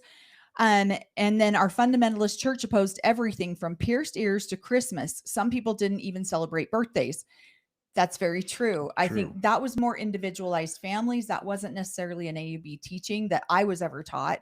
But you were bending the rules if you, I mean, our family. Pierced ears, absolutely no. But birthdays and Christmas. Birthdays and Christmas, those were, you weren't supposed, there were some teachings that were like, absolutely not. And then, but yeah, we were bending the rules under that we weren't commercializing them. We were doing it more as a celebration because the whole world would come together and remember Christ. So we were remembering him with us, with them. But that's because, and we were kind of frowned upon because our family dynamic was 10 adults that came into a family, and none of them, this was the weird part, none of them were AUB. They all came from the outside world. So they did bring in their different traditions and things like that and celebrated. And well, we'll celebrate it in a more righteous way. And so we did get to celebrate those things and got judged for them from other families and community because we were celebrating those holidays. Right. Although Halloween, it was harvest. I didn't know what Halloween was until later on in life. I just knew it as a harvest celebration. Yeah. We were not allowed to celebrate Halloween. She talks about my grandpa's wives, many who lived within sight because they all lived on a compound, followed the rules about holidays more strictly than her mom did. And I remember that very true.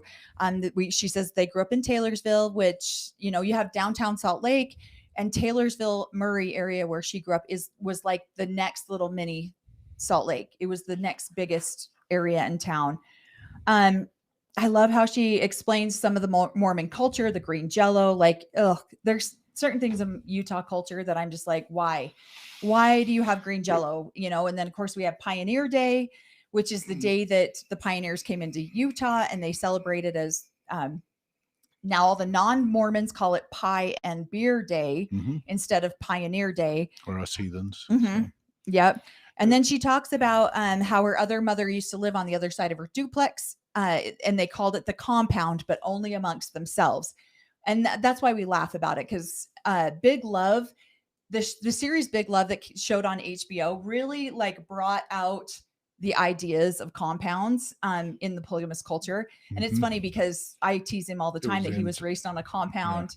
And the closest thing we had to a compound, now the AUB has a couple of different compounds now, but was Christine's family compound. That was the closest thing we had to our house. Let's see. I really struggled with this particular passage. I underlined it a bunch of times, but she talks about how her mom, when she was leaving or was in the faith, she was also some bit of a feminist, and that she thinks her grandma could have been too, which was not unusual in polygamy. What? And it says, I come from a long line of divorces, which to me says more about freedom and strong women than it does dysfunction. That doesn't make sense to me, because you're in a dysfunctional situation in the first place, and maybe they grew as a person and healed, and so then they became strong enough to get out. I don't know if that's what she meant, but I don't think that women in polygamy are feminists at all. No. What do you? They might become, but no, they're trained not to be obedient. Yeah, you're trained completely different not to be a feminist. You may become that over time and then realize, hey, okay, I don't believe in the way I was trained, and I will become more of a feminist. But yeah, I think a lot of these, just like you were talking about, when you getting married the first time, that was how you was trained, and it was the best of the choices you were given. Yeah. And once you knew better, I had very limited choices, and I picked the best option that I felt like I could at the time. Yeah. And so I struggle with that comment that right there. And then I struggle with the next paragraph. So your choices are dysfunction or dysfunction or dysfunction. Which one are you going to choose? And then when you go, wait, I want something I'm a better. feminist. I chose the most, the most freedom out of all three of those really choices that had no freedom in them at all. So I felt like that was really a very odd comment. They weren't empowered to make the choices to right. get into. So they became empowered and made different choices, which is awesome. So, right. Well, and then in the next section, it says, in our church, we marry whom we want. There are no underage marriages. We don't marry our relatives. This is the ideal. Though distant cousins sometimes come into the mix, no one forces us to marry older men or widowers with 10 children. And force. That was pretty specific for not doing that. I agree with nobody forces you to, because it's not going to, but you're given limited choices. And so, and so the teachings across the pulpit were, we don't do these things, but then there are special occasions, or maybe just this one time we did that. Or maybe just this, okay, fine. It's maybe not there's the a dozen norm. times that we did that, but it's not normal. Yeah, so that's how you justify it, because it's not normal. It's not normal. Okay, but it happens. I love this comment. Janelle also played into being a feminist, but the feminists don't hand their husbands their paychecks. Nothing about polygamy is feminism. Thank you. I really struggled with that. I literally took a pen and underlined it on top of my yellow highlighter, because I'm like, what are you talking about? Yeah. Oh, that doesn't make any sense. So, and then honestly, somebody goes, sometimes cousins come into the mix and made me laugh. I know, like, what in 6 fingers in Pinestill, it's even worse. In Pinestill, there is, in fact, this last weekend when we were up there, what did one of your brothers make a comment and said, they have the church is splitting up there quite a bit. Right. And they're like, they have to, they're all done marrying each other. They don't have any, they need more, and half the people up there are struggling emotionally or mentally because they've intermarried so much. So it does happen in the AUB. And I feel like that is, I'm not trying to say Christine's not being honest. Maybe this is just the way she perceives it, but it does happen. And we could sit down and give you a dozen people as examples that it does happen to. This is a rose-colored glasses. This probably you don't. So would I say that, I can't even say that there's not been occasions of force, but someone says that it's called coercive control. It is. There you go. Yeah. And it's not the norm. So as a big shiny community, normally you get to pick out who you want to date, or marry or anything like that. But like she says in the book here, you have to ask the father's permission, and then the priesthood holder's permission. And if that's a no, then do you get a choice? Do you get to choose who you want to marry? Exactly. Like Cory, when we started dating, I was 26 and I hadn't lived at home in almost 10 years. And Cory's 29 or 30. I think you were 30 at the time. And he went and asked my dad if he could date me. And my dad said no. Exactly. This union is a no in the AUB. It's absolutely not. We will not give that blessing. And so we went against our leaders' advice and still got married. And our union is a no within the AUB. But, right. Oh, well. Right. So it's very. So I guess she's right there. You do get to choose who you marry. You just have to be disobedient to do it. And that was one of the first times I ever stood up to my father and said, absolutely not. I'll date Cory if I want to date Cory. You don't get to make that decision for me. And you know what he said to me? Absolutely not. You will stay married to your ex-husband, or you will marry somebody in the AUB that already has an established family that can just take care of you and your children. That's what you will do. And it wasn't a request. It was a demand. So I'm like, really? You think you have any control to tell me that, but he did. He fully believed that he could control who I married and when I married and who was going to help me raise my children. I'm like, you've lost your damn mind. That's not going to happen. And so when I told him no, I said, I'll date Cory if I want to. You don't get to make that decision for me. He was livid. He was like, don't you tell me no, because he wasn't used to it. So it's just a little footnote in here that that what she's saying is true, but there is But just is it all the way true? Not all the way. No. But from her point of view, yes, she got to choose who she felt like she loved and did that. So that was awesome because they were all following in the stuff, the right, doing it the right way and getting permissions and doing all that stuff. So she did get to marry him. Yeah. Who she loves. So that's awesome. Oh, I do love you. Thanks. Okay. And so then she also says that her mom took that freedom a little bit further and said, instead of just taking everything that the leadership says with, that it's their word, why don't we look at them as individual men? What a great concept. It is. I really wish everyone in the AUB did this. She asked, how do they run their families? What kind of dads are they? We looked at families that ran well and we talked about why they ran well. What a wonderful concept. That doesn't always happen. This is the blind leading the blind, I swear. So my mom had similar beliefs. And so if you were to ask my mom, hey, who's the prophet of the AUB? She wouldn't even know what the AUB is, but prophet of the All Red group. She would probably say Rulin was. Who's the current? Well, there isn't a current.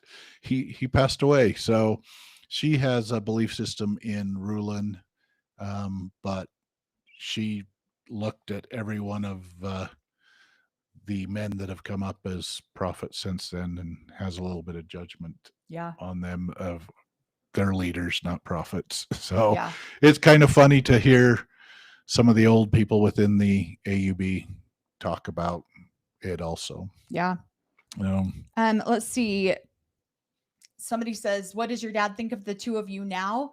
I actually made a video on that. He's not very happy about our channel. He made a demand that I stop talking online and that it wasn't a request, it was a demand. And so I actually made a video on that, and it says when families struggle with authority. So if you want to go check that video out, it's in our video bank. She said her mom also struggled with the fact that women couldn't hold the priesthood. Only men can hold the priesthood. That is a Mormon teaching. That's an LDS church teaching that only the women can hold, or only the men can hold the priesthood. They're the only ones that can get women into heaven. This is why these women marry these men, even if there's no relationship, because women cannot get themselves into heaven. Only men can. And again, tell me any part of where's the feminist part of women in the AUB? There is none. And so these women will marry these men who can get them into do the dirty work for them. She also talks about how the world was going to end when she was 15. We did the math on that, and that was 1986. There was a huge, we have lived through dozens of apocalypses in our lifetime. I loved one of the lines from Big Love where her mom's talking to Nikki, and she's like, yeah, your father's prophecies have been off a little bit lately, but about the end of the world. Mom, I'm so far in debt. Yeah. She goes, oh, sweetie, we all are. Your dad's prophecy's been off a little bit. We thought the end of the world was going to be last year, but everyone's in debt. Yeah, I put a little note together because there was a big scare in 1966. These are from my older brothers, and 68. That the first prophecy was in 66. The world was going to come to an end, and I don't know how they came up with the math, but that was a prophecy. Everybody's panicking.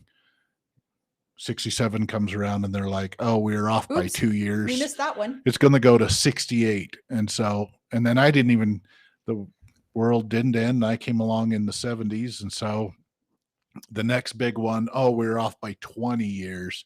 So 86 was the one that they were teaching over the pulpit. She's absolutely right. The big scare in 86, the world was going to come to an end, and it didn't. So they bumped it up again 2 years again, said 88. Everybody's got to be scared at 88. And I'm like, I don't even graduate till next year. This sucks. And then I graduated, passed, and then they were like, it's got to be 2000. And then the World Trade Centers. It's 2002. It's coming next year. And then the Mayan calendar might have got it right. We made it past 2012. I've lived through so many apocalypses. Like, I feel like we're prepared. It's funny because we didn't raise our kids in that fear, but we live in Utah, and so some guy decided that he was going to put up 2 billboards on either end of the valley, telling the end date that the world was coming to end on a certain date. My daughter's like, "What? Is the world going to come to an end?" I'm like, "Nope. I've lived through so many apocalypses. We're going to just breeze by that date. I promise." He's got it from some scripture study he's done. I know. And we passed that date too. So that's some random guy out there that put up the billboard signs on either side of Salt Lake. We lived through that one too. So yeah. Multiple apocalypses, apparently. Yeah. So she talks about the ladies in church that were led by the ladies in Sunday school and youth classes, that they filled us with terrifying lessons of the end of the world. And they were very specific about it. Now, these 3 ladies that she talks about, I struggled with every single one of them. There was one that I had a fondness for her, but the shit that these women spewed was very hard to handle.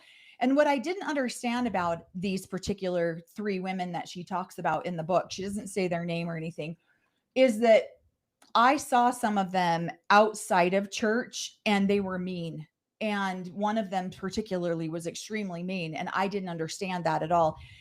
We went to girls' camp, and she was extremely mean to one of the girls that was there. And I went to my mom after that. So I would have been 12.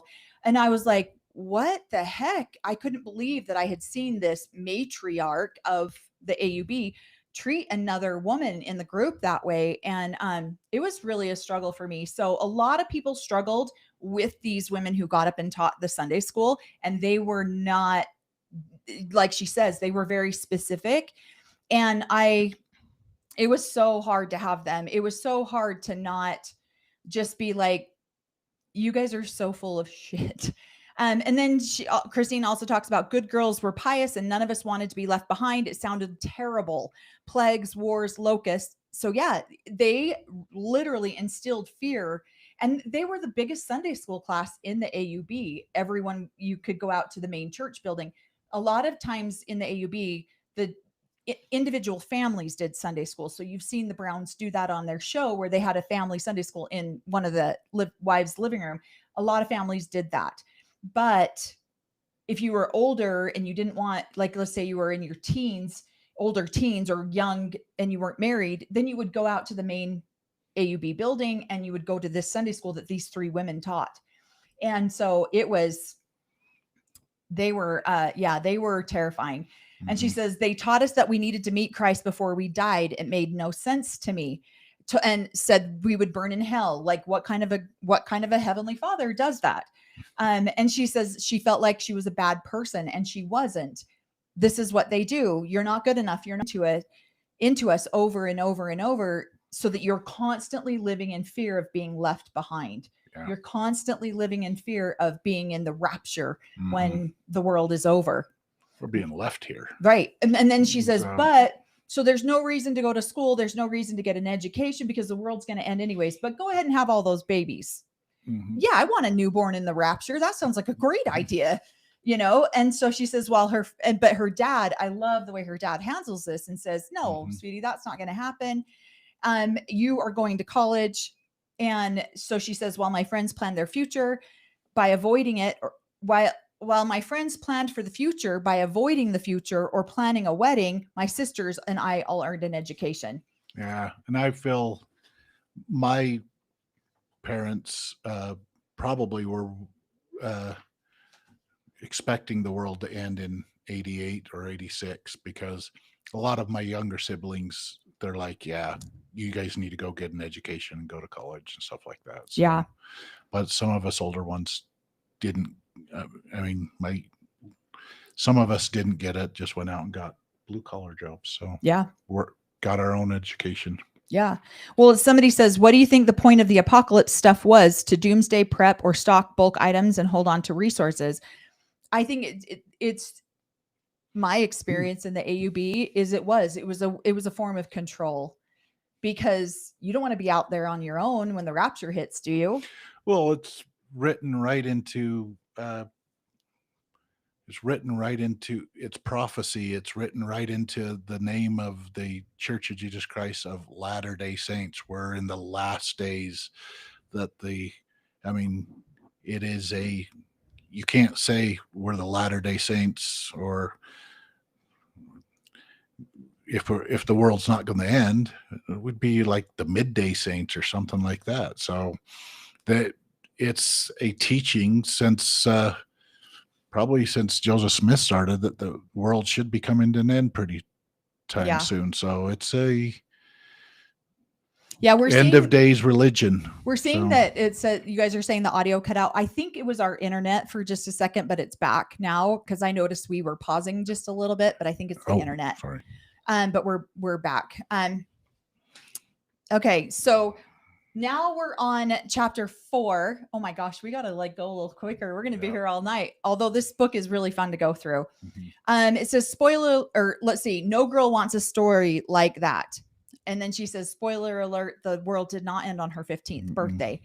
She talks about when Cody comes out to the AUB, everybody instantly liked him. He's very charismatic. We've talked about this on our channel too. The very first time he ever came out to the AUB, I was there. We met that night. And one of my sisters fell madly in love with him. She liked him. But then she also talks about, and truthfully, in the AUB, he was new blood, fresh blood. Like everybody, yes, he wasn't AUB royalty, or he wasn't polygamist royalty, but yeah, your kids would probably have all 5 fingers if you had kids with him.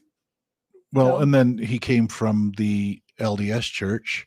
He had served a mission. He was very well educated. He was well educated in the belief systems, in the teachings of it. And so, yes, they're absolutely welcome. The Church of Jesus Christ of Latter-day Saints brings a lot of people. Don't just come into the AUB. They don't, hey, let's look for a new religion and come into the AUB. Let's live polygamy. They come in through the LDS church, are taught about it. So these are my parents. My mother was raised LDS, but my dad wasn't. He learned about the LDS church. He joined the LDS church, and then he started to read all of their history, and then said, well, wait a minute. Is there somebody living the whole of the gospel? And then they start searching for these polygamist outreaches, these polygamist groups that are claiming that they're living the whole of the gospel. So the LDS church, through their missionary work, brings people in there, and then they come into there. So all of these missionaries that are frustrated with Cody and people joining the LDS or these fundamental groups, they're the ones out there bringing them in. They've been given the shiny version of their gospel too. So yeah, and they're teaching that shiny version, coming in, getting more and more and more. And so the AUB, the FLDS, all of those groups would not be, they are the bastard children. I love how she says that. Of the LDS the church. Children of the LDS church. I loved that comment when she said that. She also talks about she moved out as a older, after she graduated, she moved out and moved in with some friends. This is very uncommon in that most girls are getting married and moving straight from their parents' house into the marriage house, even if it's a second, third, fourth wife, whatever it is. So there was only a few of the girls who actually went and lived on their own. And I remember always being so envious. Like, you get to do whatever you want, whenever you want, and you get to make your own choices. Like, what does that feel like? And so I remember feeling that, like that felt crazy to me. And again, not very many girls did this. I got married a week into 17, moved straight into my ex-husband's home. And the first time we went to a movie without having to get parental permission, he was like, So here he is 25 and he's like, that was amazing. We got to go see him. We went and saw Little Mermaid, Disney's Little Mermaid. That's how long ago that was. And he was like, we didn't even have to ask your parents. We don't have to be home by a certain time. I'm like, yeah, that's what happens when you date a child. You got to get her parents' permission, and she's got a curfew. Sorry. How that can put a crimp style on your dating. She talks about she was in girls choir, or she was in choir. I was actually in choir with her. I loved it. She was involved in a lot of the church activities, a lot of the plays. The AUB does a lot of that kind of stuff just to keep the kids involved with, different types of activities like plays and then choir, because we would sing at weddings, we would sing at church. So that was always fun. Let's see. Do you have anything am I hopping over anything you have? I'll jump in as soon as. Okay. And then she talks about how her world turned upside down, but not in the way that was predicted by the church leaders, because her mom ends up divorcing her dad. I remember when this happened, it was a big to-do because he was one of Rulon's children, and she was like, it was a big, I remember the heaviness of it. And then she left the church too. So that was even more scary when she left the church. Let's see. Sorry, is there any questions you want to get to? Oh no, I was just reading through some. Okay. Do we think people in the AUB are reading this book? I think so. Yeah. I absolutely think they would. Yeah. Okay, let's see here. They're curious. They're curious how. I wouldn't have read the book. If we didn't have the channel, I probably would never have read the book. But there are I'm some glad we did though, people. because it's been I really appreciate the book. Oh, so she talks about how when her mom left, this is where you can get hung up in this religion, is as an adult, you pound this information into your children. There is no other way. This is the only way to get back to God. This is the only way to do this. You were blessed because you were born here. You were blessed. You were picked out of all these other people. And now the parent wants to leave, and the child, and it literally yanks the entire world out from underneath that child. And they're like, what's real anymore? What's real and what's not real? Like, if you told me this and now you don't believe this, I didn't even know it was an option not to believe. Yeah, there you go. And now all of a sudden we have options. When did this happen? And so when she talks about, so we went into a little bit of discussion. When she talks about Captain Moroni served as an example of everything I wanted in a husband. He was brave, strong, and a leader. He held the banner of liberty and motivated his army to serve for justice. Someone in the comments had made a comment about they had never heard him referred to as Captain Moroni, which is interesting because I always did. But if you don't know who Moroni is, on any LDS temple, any, church temple, there is a golden statue at the top with a trumpet. So anything else? Nope. Okay. That's Captain Moroni. I think that's what we are taught. That that's some people say it was an angel trumpeting in, but everybody's like, no, that's Captain Moroni. So yeah, it's interesting because I read the Book of Mormon a lot when I was a kid. I was trained to read it, and there was a King Benjamin, and I loved that's part of the Book of Mormon, but he was talking about the Gadianton robbers, and I'm like, yeah, I don't want to be a Gadianton robber. That's absolute. I liked what he was saying about what a righteous person would do, and then there was the Gadianton robbers, and as I grew up, all of a sudden, a lot of the rituals within the temple, a lot of things that were going on, I'm like, wait a minute, we're the Gadianton robbers here. And so that actually, the Book of Mormon, but some of the stuff in there had me going, now we're the Gadianton robbers that he was talking about. So yeah, it helped me change my belief system within Mormonism altogether. Someone says heathens have Captain Morgan. That's funny. Right. That just caught my attention right there. That's hilarious. And then Boots says, "Let me call you sweetheart." One of the #1 songs ever played at AUB. It's sung, I swear, at every church meeting or every wedding. So then Christine goes into, it's hard to know what to do with people in our religion when they leave. Mm-hmm. And that it's so true, because you're taught you have to do these things or you can't go to heaven. So now it's like, okay, well, where's my mom going? If my mom is not here, where is she going? If I go to the celestial kingdom, I go to the highest degree. I'm living with God. I'm doing all the things. Will she be there? Will she not be there? This is probably the most asked question we get in our comment section, is what will happen, you know, in the afterlife with your planets and all your other stuff. And so one of the biggest teachings that I was always taught growing up, when no one knows the answer, is it'll be worked out in the millennium. So after the rapture happens, after the apocalypse happens, all that other stuff, there's going to be 1,000 years of peace when Christ comes back to the earth to organize and set his church in order. And all that will be worked out then. Don't worry about that. So then I'm like, so why do I have to be a good person right now? Can't I just be a good person back in that part of the world? And so, did the AUB teach about the rapture? I thought we did. Yeah. I could be wrong. I don't sure we remember did. the rapture growing up. I know what it is now. I thought that was a Christian thing, but right. No, yeah. I'm pretty sure we did.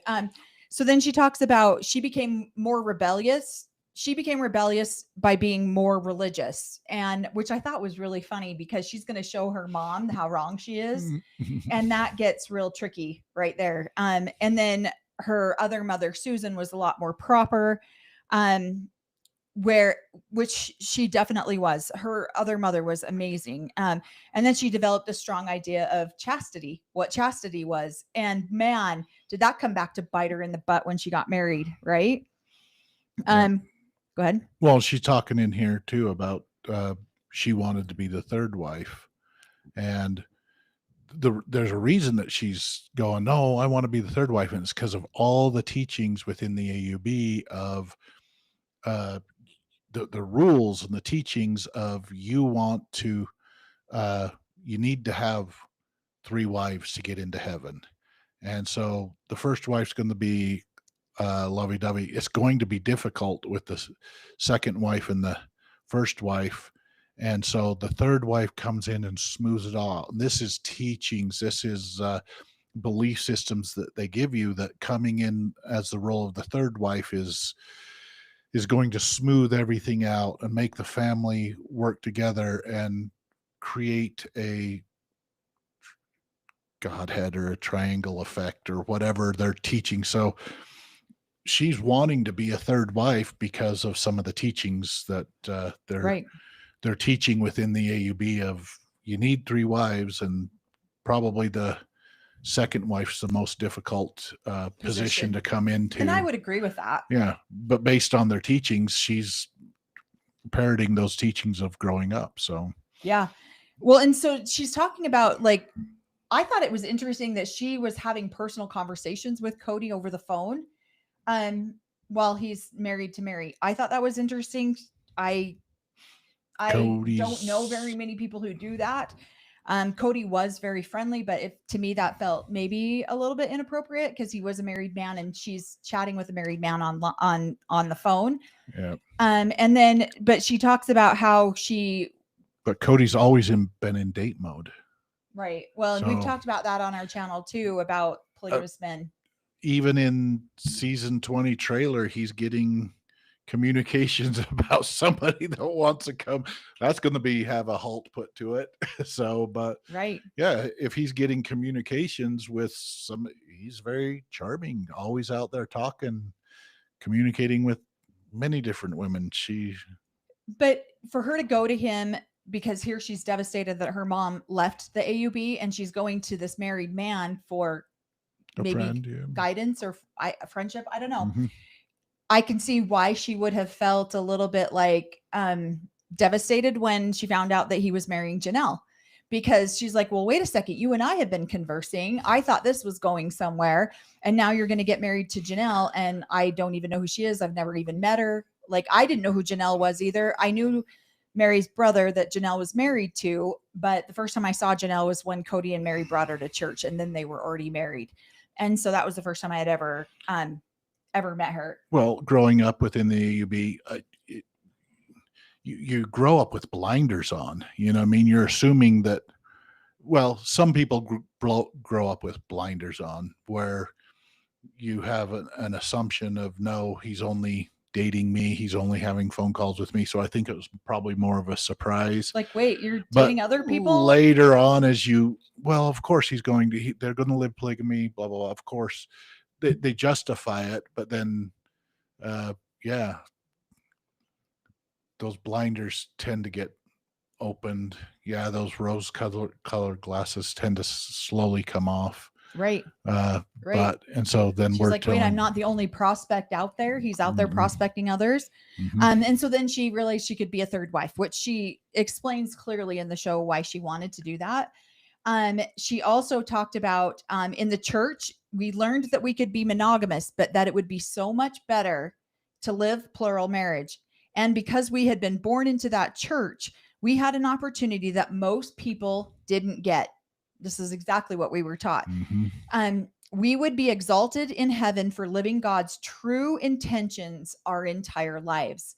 And so that's what we were always taught, is that, because I'd say, you know, when somebody didn't know the answer and they'd say, oh, in the millennium when Christ comes to restore his church. But if you do it now, then your blessings are going to be so much more and so much better than if you wait until the millennium. So yeah. So we won't have a choice in the millennium?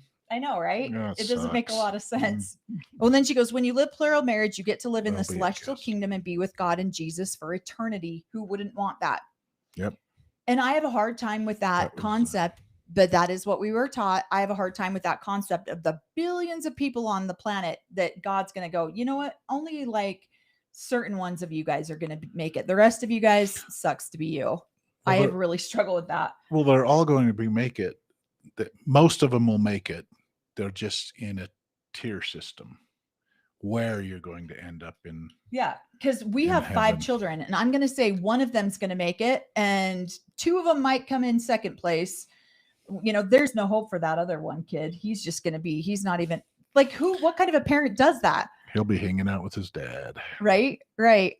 And so, yeah, so she just talks about how we had this idealistic, I can't even speak, idea of what and why we were supposed to live plural marriage. Now she's talking about falling in love with a man who already has 2 wives is complicated. Really? I don't understand. I'm like, really?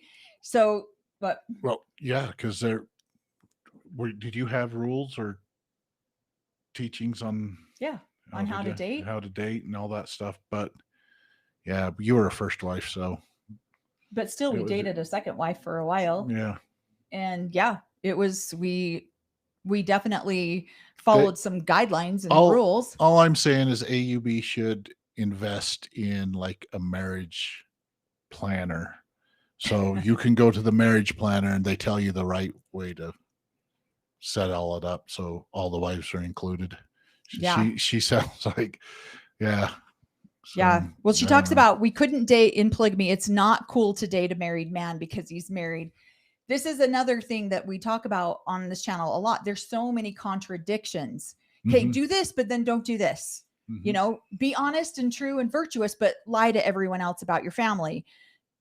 Live plural marriage, but it's not cool to date a married man. It's just so and this is why everyone has different perspectives and different perceptions of what's real in what we've been taught in the AUB and what we haven't been taught. And so it's frustrating because some of the things she says in here, we watched Cody do with Robin on television. You know, he did go down 4 hours away and 4 or 5 hours away and date her down in St. George, Utah. And so she says, you don't want to disrespect that sacred relationship by flirting with another. I'm sure it doesn't make sense to the outside world, but we saw marriages as sacred, and you don't want to disrespect that sacred marriage and relationship by flirting with another woman. Cody doesn't want to do that. It's inappropriate, but we watched him do it with Robin all over TV. And this is one of the things that I feel like some of us, I was definitely this way. My mom has definitely been this way, is that we follow the rule to the letter of the law, to the T, and then we assume everyone else is too. Yeah. And then they're not. And so Christine's following the rule. Because she's very pious, Yep. she says in here.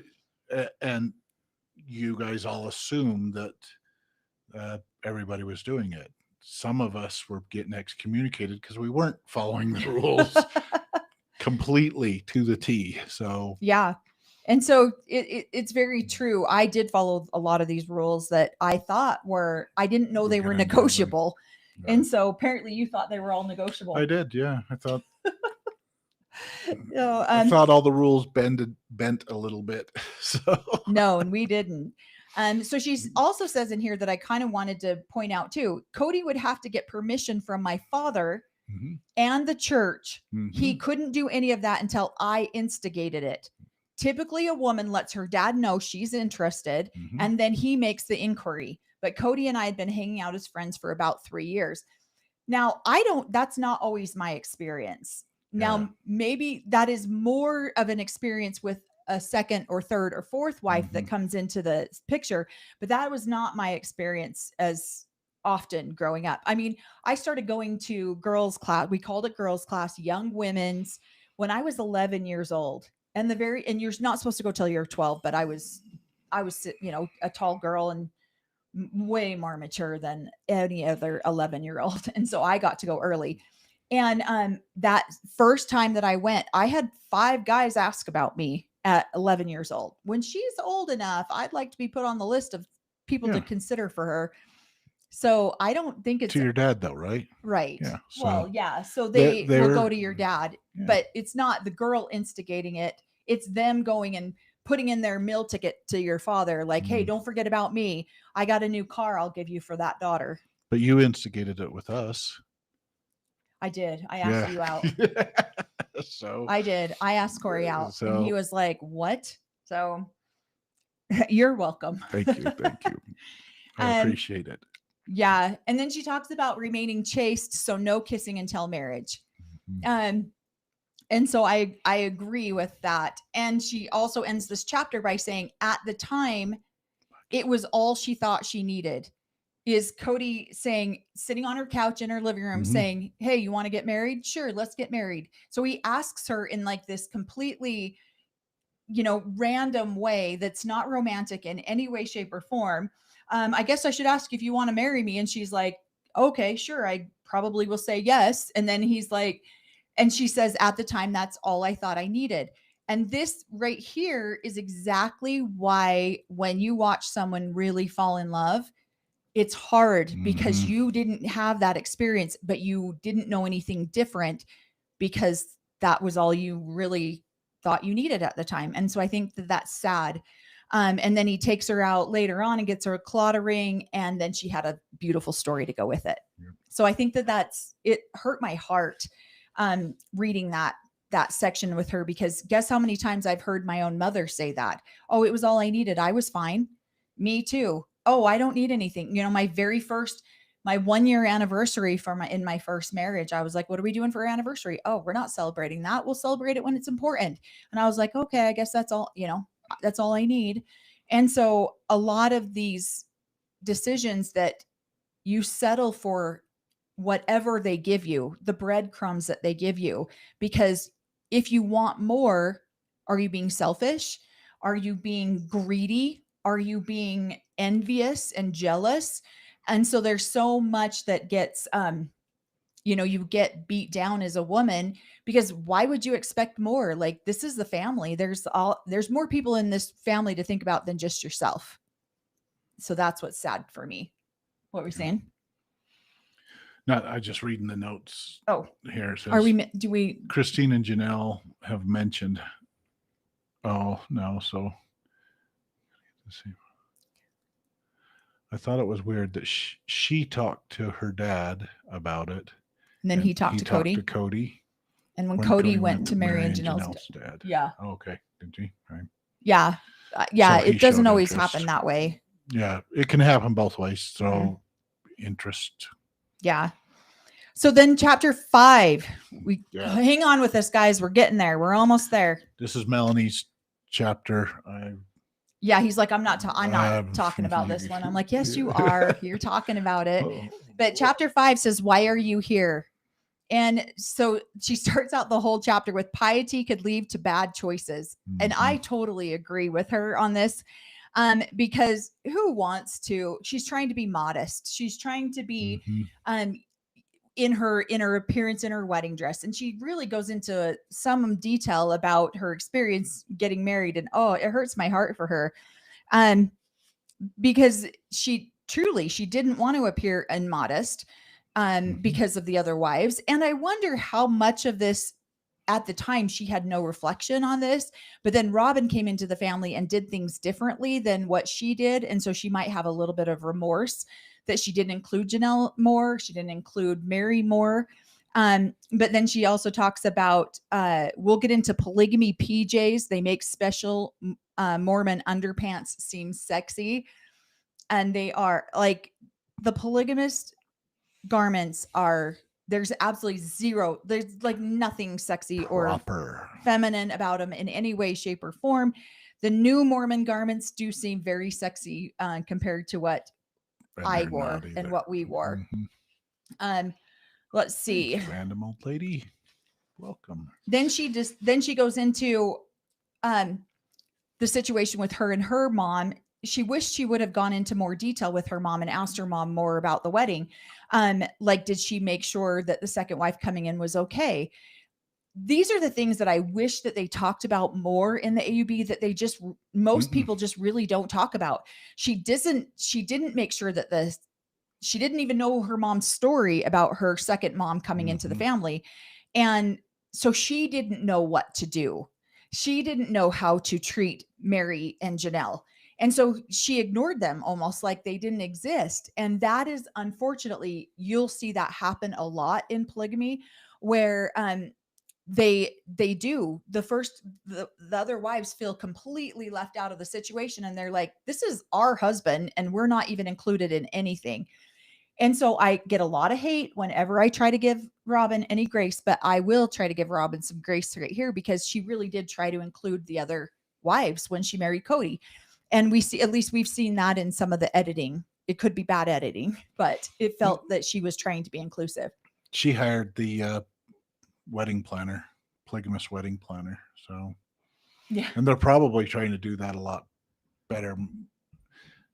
The newer generation's trying to probably teach the younger generation a little bit. I hope so. I hope so. Because back then it didn't matter. It didn't matter at all. It was all in secret. It was all hidden.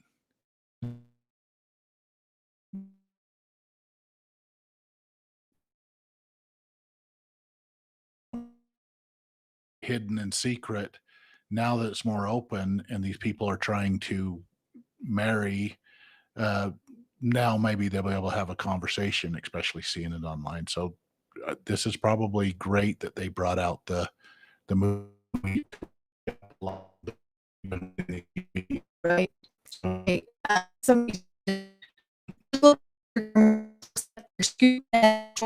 Long short shorts with silky material, correct? Those would, yes, church garments. Those are not the AUB garments. What if you want to Google it, just Google original Mormon garments, and that's where you'll see a picture, and then just go to images and you should see the picture. Long johns, a one piece. Yeah. So yeah, and I wore them forever. It felt like, what's a garment wedgie? The way that they go, the way that they ride up, they're bad. Let's see. What are you reading? Nothing. What's a garment wedgie? Yeah. Oh, they're not sexy or fun. It's what happens when you try to make a kid with them. So. Oh my gosh. Yeah. And of course you're intimate in them. So then she also talks about how could she have made her wedding to Cody more lovely and inclusive. She also believed that she couldn't really feel like a bride because that would be inappropriate for Janelle and Mary. And she got so caught up in her piety that she couldn't relax and have anyone have a special day. It couldn't be anything romantic because Cody's wives would be at the wedding and she couldn't be sexy. And so we've all watched her try to deconstruct some of that on national television with David. And yes, maybe she's gone over the top with some of it, But that's, I mean, look what her first experience was. Of course, she wanted to have all of these other experiences. She refused to kiss Cody until it was over the altar. And she believed there was romance in that. We're sold as small children all the way up until we get married, that you find your romance in the spiritual side of things, that it's not about the physical or the temporal excitement of your body. It's about the spiritual connection and the spiritual, romance that you're going to have. That's another reason. So we did a video on, spiritual weddings or spiritual marriages, romanticized marriages, and how they are so detrimental in polygamy. So that's on our playlist too, if you wanted to do that. She diminished the importance of intimacy and passion while embracing a burlap dress and chaste first kiss in front of witnesses, her dad and her sister wives. How tragic is that? Like, you have to diminish the importance of the romance, or you'll literally lose your mind, because you're a single person in a group of 3 other sister wives and a husband. If you care about the romantic side of it too much, then you're miserable and you're sad and your life is sad. Yeah. There's a question that 2 of them. Yeah. Was Cody allowed to say no to Christine wanting to marry him? Absolutely. My dad said no to dozens of women. Dozens of women have come and asked to marry my dad. Well, he said no on hundreds of them. So was Cody allowed to? Yes, but his ego would not allow it. So you got to say, would his ego allow him to say no to marrying her? No, probably not. But would he be allowed to say no? Yes, he would. But no, he was marrying somebody that he thought he would get in a better position within his community, within the AUB. His ego would absolutely not allow him to say no. So, yeah. Well, and so her coworkers are like, you're going to kiss for the very first time over the altar. And she says, it's fine. This is the number one sentence I've ever heard any polygamous girl say. It's fine. I'll be fine. It's okay. It'll all get better. It'll work itself out. Somebody says, we keep pausing a little bit. I'm sorry. It's our internet. We got a little notice on our internet. That's why I'm trying to get through this really quick. We've had internet connection problems here yesterday and today. 2 or 3 days. Yeah. They came and tried to fix it a couple days ago. We are on the outskirts of town, so that's why. Cody didn't have anything to do with the planning of the wedding, which is very normal. When you're a 2nd, 3rd, 4th wife, you do it all. I mean, these women are very independent.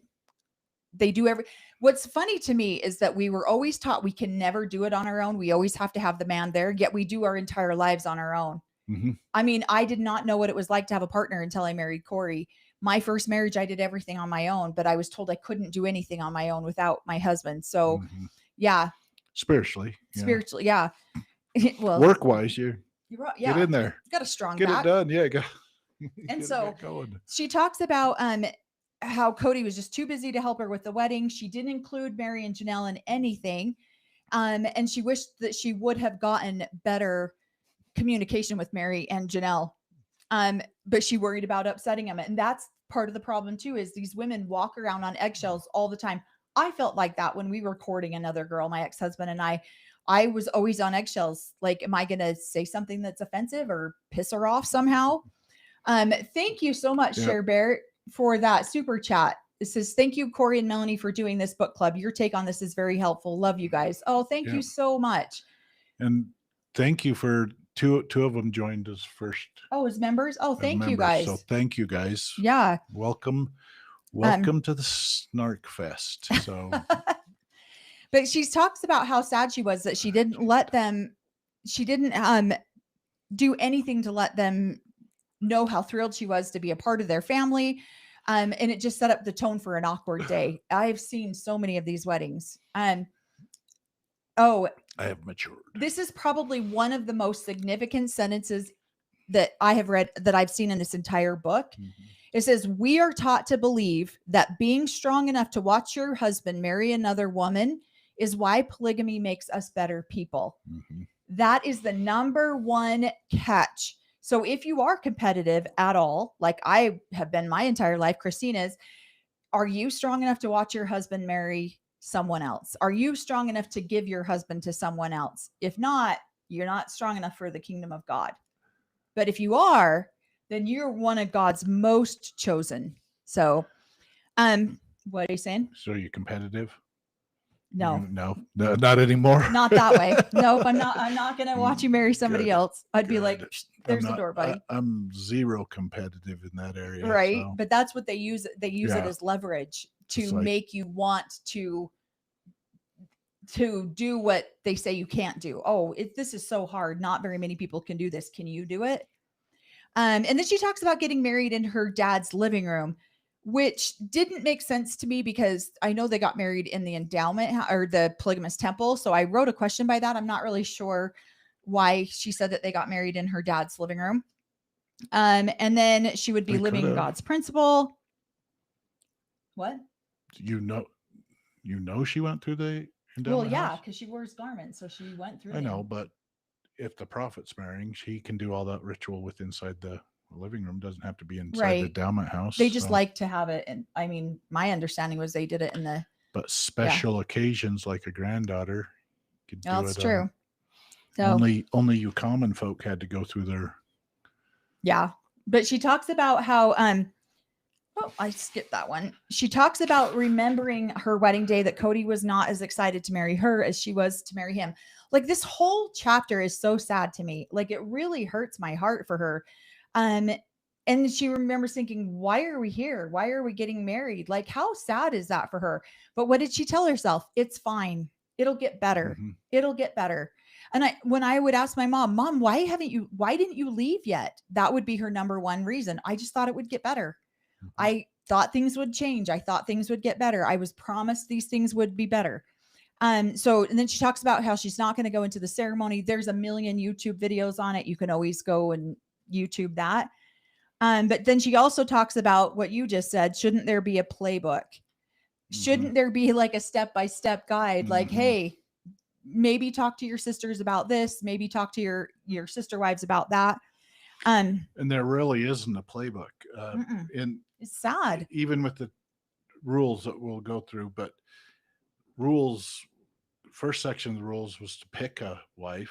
She has to have certain things. And then they assume, boom, now you guys are married. Now this is how the wives have to get along and how to raise kids. Mm-hmm. So they don't even put anything in the playbook on how to date or do anything like that. So I know. And I think it's tragic because it would be so helpful for the girls coming in, for the women coming in, and then it would be so helpful for the women who are already married. Yep. JB says it's so funny how polygamous women are always parrots. They always parrot. They're so independent, like a badge of honor. It's programming at its best. Yes, they're independent, but they hate it and have no other choice. Yeah. I think and that's where she thinks that it's the options. Feminists? No. I think I've really struggled with this whole chapter. It was heartbreaking to read it. And yet I related so much to so much of what she says. Again, she couldn't get pictures with her husband. She couldn't get pictures on her wedding day with Cody because she didn't know if she could do it individual or if they had to all be in a group. So, and if they would have talked about it ahead of time. Exactly. If they would have talked about it ahead of time, she would have known, can I get a picture? I mean, it looks like the one picture that she has of her and Cody in her wedding dress might have been taken in the bedroom where the other women weren't and they couldn't see it. I don't know. And what's sad is this part, I love this part that she says, I didn't know my sister wives well enough to know if they were okay if I took pictures alone with Cody. And I didn't know anything well enough to even ask. We did do the traditional photos, but it felt uncomfortable, not flirty, not beautiful, certainly not sexy. And I didn't feel like a bride. How sad is that? And again, this goes back to what we were saying at the very, very beginning about the being so naive in the fact that she didn't even know enough to even ask these questions. And where were the matriarchs in her life to step in and tell her these things? And I remember feeling that way when I was stumbling through all this on my own. Like, why didn't anyone tell me this? Why didn't anyone tell me this is how having a baby was going to be. Why didn't anyone tell me this is how my first night of marriage was going to be? Why don't we have these conversations? And in polygamy, most people don't ever talk about it. It's taboo. Yeah. And then in her mind, she's like, they know what we're going to be doing later on tonight. That goes through everybody's mind. I get a million haters in here that are like, I'm a polygamous wife and I didn't think that. I don't believe you. I don't believe it, because I know that so many people truly think that. And wonder if he's using a different no face. Oh my God. He better be using a different no face. Yeah. Oh my gosh. That's hilarious. Okay. And then she just keeps saying throughout the book, she just figured things were going to get better. Cody wasn't involved. He wasn't engaged in that day because he's got a wife who's about to have a baby, for hell's sakes. He's working a job trying to take care of 2 wives. This lifestyle is literally sets people up for failure so significantly. It's tragic. What'd you say? He's got priesthood meeting to go to too. So right. Well, and then they're coming down to the honeymoon, and she says to him, "You didn't plan anything for our honeymoon?" Totally flabbergasted, like, what the heck? And she thought the groom was supposed to plan the honeymoon, and he hadn't had time to think about it. Yeah, he wasn't given a list either. And this is so typical. It's so typical. And then she's like, "Have you not thought about marrying me at all?" And he tells her he was too busy, and he legitimately was. Mm-hmm. And that's what's sad, is that there isn't, again, no playbook. And so, dang it, I was just about to say something about that, and it went right out of my brain. Oh, they did a road trip, and they ended up going up to Cory's parents' house on their honeymoon. I thought, Cody and Mary did, but then Cody and Christine did as well. Yeah. Your other mom was talking to us about it and telling us about it.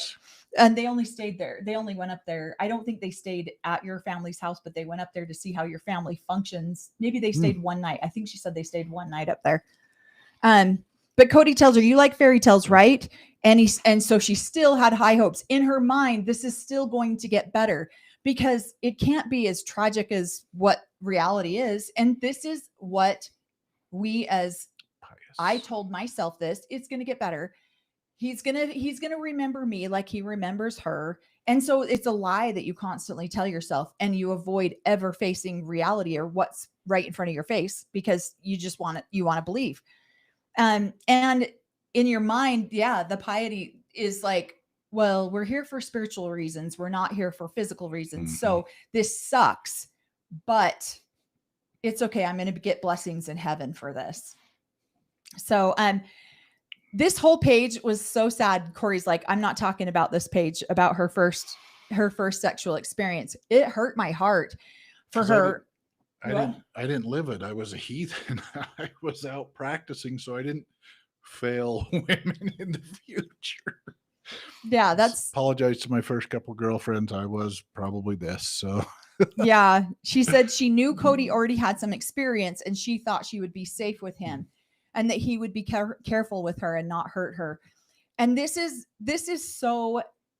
hurt my heart so much for her, because these men are not taught these things. They're not taught to be careful with these women. They're not taught to be gentle. It's because the women's experience is irrelevant. It's only about the man's experience. It's only about the having man's children. needs. Yeah. It's only about having children. So women are irrelevant. Their experiences are irrelevant. So why would he learn how to be gentle with her when there's no point in it? There's no reason in it. And it just, it hurt my heart to read some of this. And then he apologizes to her because there's no foreplay. Well, now we haven't read the original book, but he says how he wasn't even physically attracted to her. So why even try to have intimacy on your first night if you're not even attracted to her? Why not spend the evening just talking? Why spend the evening with him hurting her? That makes no sense to me. It really did hurt my heart. And then she says, "It was my very first time after having my very first kiss at the altar. He was experienced, so he should have known." And when she says those words, when I read those words, my heart shattered, because he should have cared about her more than that. He should have cared about, even if it's not her physical comfort, he should have at least cared about her spiritual and emotional comfort. And he didn't. And he didn't do anything. Like, shame on this man. Shame on this man for putting her in a situation where she fully trusted him. Yeah. And then what did she do? She imagined a loving and acknowledgement. She imagined him giving her a loving acknowledgement of their eternal commitment together. And he didn't even give her that. So he physically hurts her. He spiritually hurts her by not even acknowledging the spiritual eternal companionship that they have. And now he's emotionally hurt her. Shame on this man. Like, it's disgusting. Oh, what are you saying? He was just trying to get a third wife from a notable family so that he probably could get a higher standing within the AUB. Yeah. And that's become exactly a what it council was. member. And once you become a council member, if you live long enough, you can probably become a prophet. So if you can outlive all the other council members, you get to become prophet, unless somebody jumps over you. Yep. And the last two lines of this chapter are, I didn't know anything else, and it was romantic enough for me. I figured things would get better. I'm fine. I'm fine. Yeah. Mm-hmm. And that, to me, that is so, I mean, I already have such, and I know most of the world does too, has such a low opinion and such a low of Cody Brown. And this just hurt my heart even more in so many different areas, because unfortunately, Christine's story is not the exception. That, especially not her wedding night, that is not the exception. That is the rule for most people. Now, not everyone has that experience. Obviously, people like to get on. That's not everyone's experience in the AUB, but at the same time, it's also more of the experiences than it is the exception. So she hadn't been so pious and she got what she deserved. No, not that at all. But he should have had his own ideas, well, you know. Robin and him did the foreplay before, and so gosh. they got the point. Robin had a different experience with the foreplay and all the genes and everything like that. So but it is one of those. It's our teaching. She followed it to the T. She followed the teachings to the T, and this is typical of following those teachings. You shouldn't be doing this stuff for pleasure. So absolutely no pleasure. So well, and somebody says ask questions. Somebody said on here, Cody didn't come from polygamy, so what is his excuse? Same teachings. He did come from Mormonism. Teachings. He did come from the same core teachings. Polygamy is just one teaching of the whole gospel. He got the whole gospel, raised up in it, had all the teachings of it, added on the polygamy part. Yeah. It's a Lego set. Yeah. So it's so many of the teachings are right in alignment with what happens in the AUB as well, especially when it comes, I'm sorry, but in any religion, when you give a man the priesthood or a higher power and authority over his partner, over his wife, at that point, you're not considered partners. You are her savior. You're going to get people like this that wield that power and feel that they are better than their wife or partner. At that point, they're not even partners. Yeah. At that point, it's like he believes he's better than her because he has special powers that she does not have. And that's what frustrates me. He'll give her a designation. I'm the king, you're the queen. I'm a priest, you're a priestess, but whatever their ritual is. So but always she's more of a caretaker. He's the leader. I'm the leader. Yeah. So let's see. I'm trying to get to what did it. So let us know what you guys think. That's chapters 1-5. We will come back. I don't know. I feel like we'll just do this every Tuesday at the same time, 5 p.m. Mountain Standard Time. And then we will, next time we'll go through chapters I'll put another link on. So just watch for that post, because I'll put another post on there. But yeah, so far we're loving the book. Yeah. It's frustrating. And you see my book, I've highlighted it and marked it all up because I want to point out certain things that I might feel differently about. Yeah. No, I'm enjoying it. I get to see her childhood through her point of view. I have similar but different childhood, so yeah. I'm interested. She did have this amazing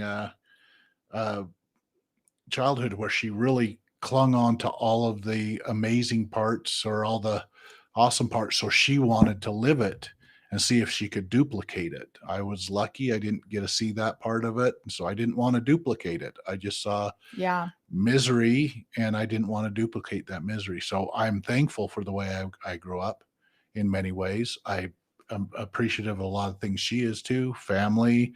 There's so much stuff that I brought into as a parent into my kids' life because I enjoyed the scares. I enjoyed holidays. So I make that important in my kids' lives too. So yeah. And we have very open conversations about what we feel like we want to bring into our the way we parent. One of the things somebody says is let's see, oh no, it went too far, but talks about how they don't know anything about bodies. Oh, where'd that comment go? And so for me, I agree with that. That's what's so sad about this religion for me, is that they don't celebrate marriages, and yet that's the number one thing they promote is marriages. We don't know anything about each other's bodies, and yet pleasure. Yeah, and yet we're expected to have a dozen children. Yeah. And so the expectation versus the reality and the teachings are so far disconnected that it literally sets followers up for failure, and sets sister wives to be pitted against sister wives. And it's just, there's not enough teachings. There's not enough matriarchs stepping in and telling the girls what to, hey, this is what you should expect. There's not enough patriarchs stepping in and telling the boys or the men what to expect on their wedding nights. And so I feel like it's just tragic. What were you going to say? Somebody just said, "Oh, come on, Cory." I didn't know what that was about. Oh, because you were having premarital relations. Oh, probably. Yeah. Well, and if you are having sex with your wife and there's pleasure involved, you don't want to get lustful. And so if it's unpleasurable, then you're not wanting to have it all the time for the pleasure part of it. You're just having it for the kids, because it's just sinful. And if you're feeling like, man, I'd like to have sex with her again, you should feel shame for that. Mm-hmm. That's a shameful thing. And so it is destructive teaching. so you should love that person. You should want to be together and know everything about them. But yeah, they're trying to be, I love that word piety that she used, so righteous that I'm above those carnal feelings. Right. And that's so true. And thank you so much, Catherine Perry, for that super chat. We really appreciate that. And someone says in here that they wanted us to have Moroni Jessup on. I chat with Moroni all the time. And we've actually even talked to him about doing a live together. So that will probably happen sooner than later. We just haven't, I know he's been busy because he hasn't been feeling good. And then of course I was in the hospital too. So we've just been trying to work out our schedules, but yeah, absolutely. We'll probably, and then someone asked about having the Dargers on. I would absolutely ask them. We're not experienced enough to feel like we can interview or how, you know what I mean? That we're still in the learning process when it comes to that. We freak each other out when we interview each other. Yeah. So, hey, when I say something like, what do you think? And he's like, oh. Yeah. So I feel like that, yeah, we're getting more familiar and we're getting more comfortable with the camera. Mm-hmm. But it's definitely new for us. And I mean, you guys see our shit show. You guys see we can't figure out the chat sometimes. And so I don't want to bring people on only to not have things work out. But Moroni is I'm friends enough with him that I would feel very comfortable saying, sorry, buddy, the chat went down. We got to restart. But what were you saying? Yeah, no, we would like to get more comfortable. We are getting more comfortable. So Yeah. I want to just be able to know where everything is and Yeah. have it running smoothly, and then just be able to sit and talk with them. So Yeah. Okay. sending So questions. one other question, and then we will wrap up. Says, can I ask again before you all go? Was the consummation of their marriage on the same night required by the AUB? On the same night required by AUB teachings? It's not. No, they can consume their marriage or They can consummate their marriage whenever they feel like it. But no, it's not a requirement by any means. Cody was just starting the cycle of the 3 nights. So, right. So he'd been probably with Mary, then Janelle, and then, hey, I'm going to get married and put a third one in the cycle. Yeah. So yeah. he did that before Robin and him actually got married, but he was doing this. Well, and truthfully, I know quite a few people who didn't consummate their marriage for months because they just don't know each other.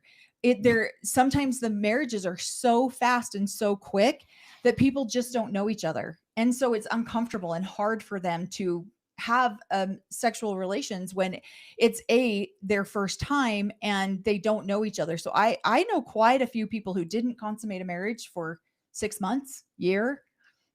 Some of them consummate it before they get married too. So yeah.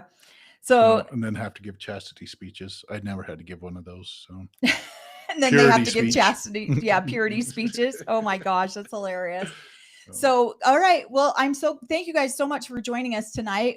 I thought we could do this in an hour, but clearly we couldn't. So, and I'm okay with it. I really enjoy the chats, and this has been such a great book. She did such a good job. I think my mom might be up here on our next live, and I know she's reading the book right now too, and she has a lot of opinions about it. So we might even be talking a little bit about that with her.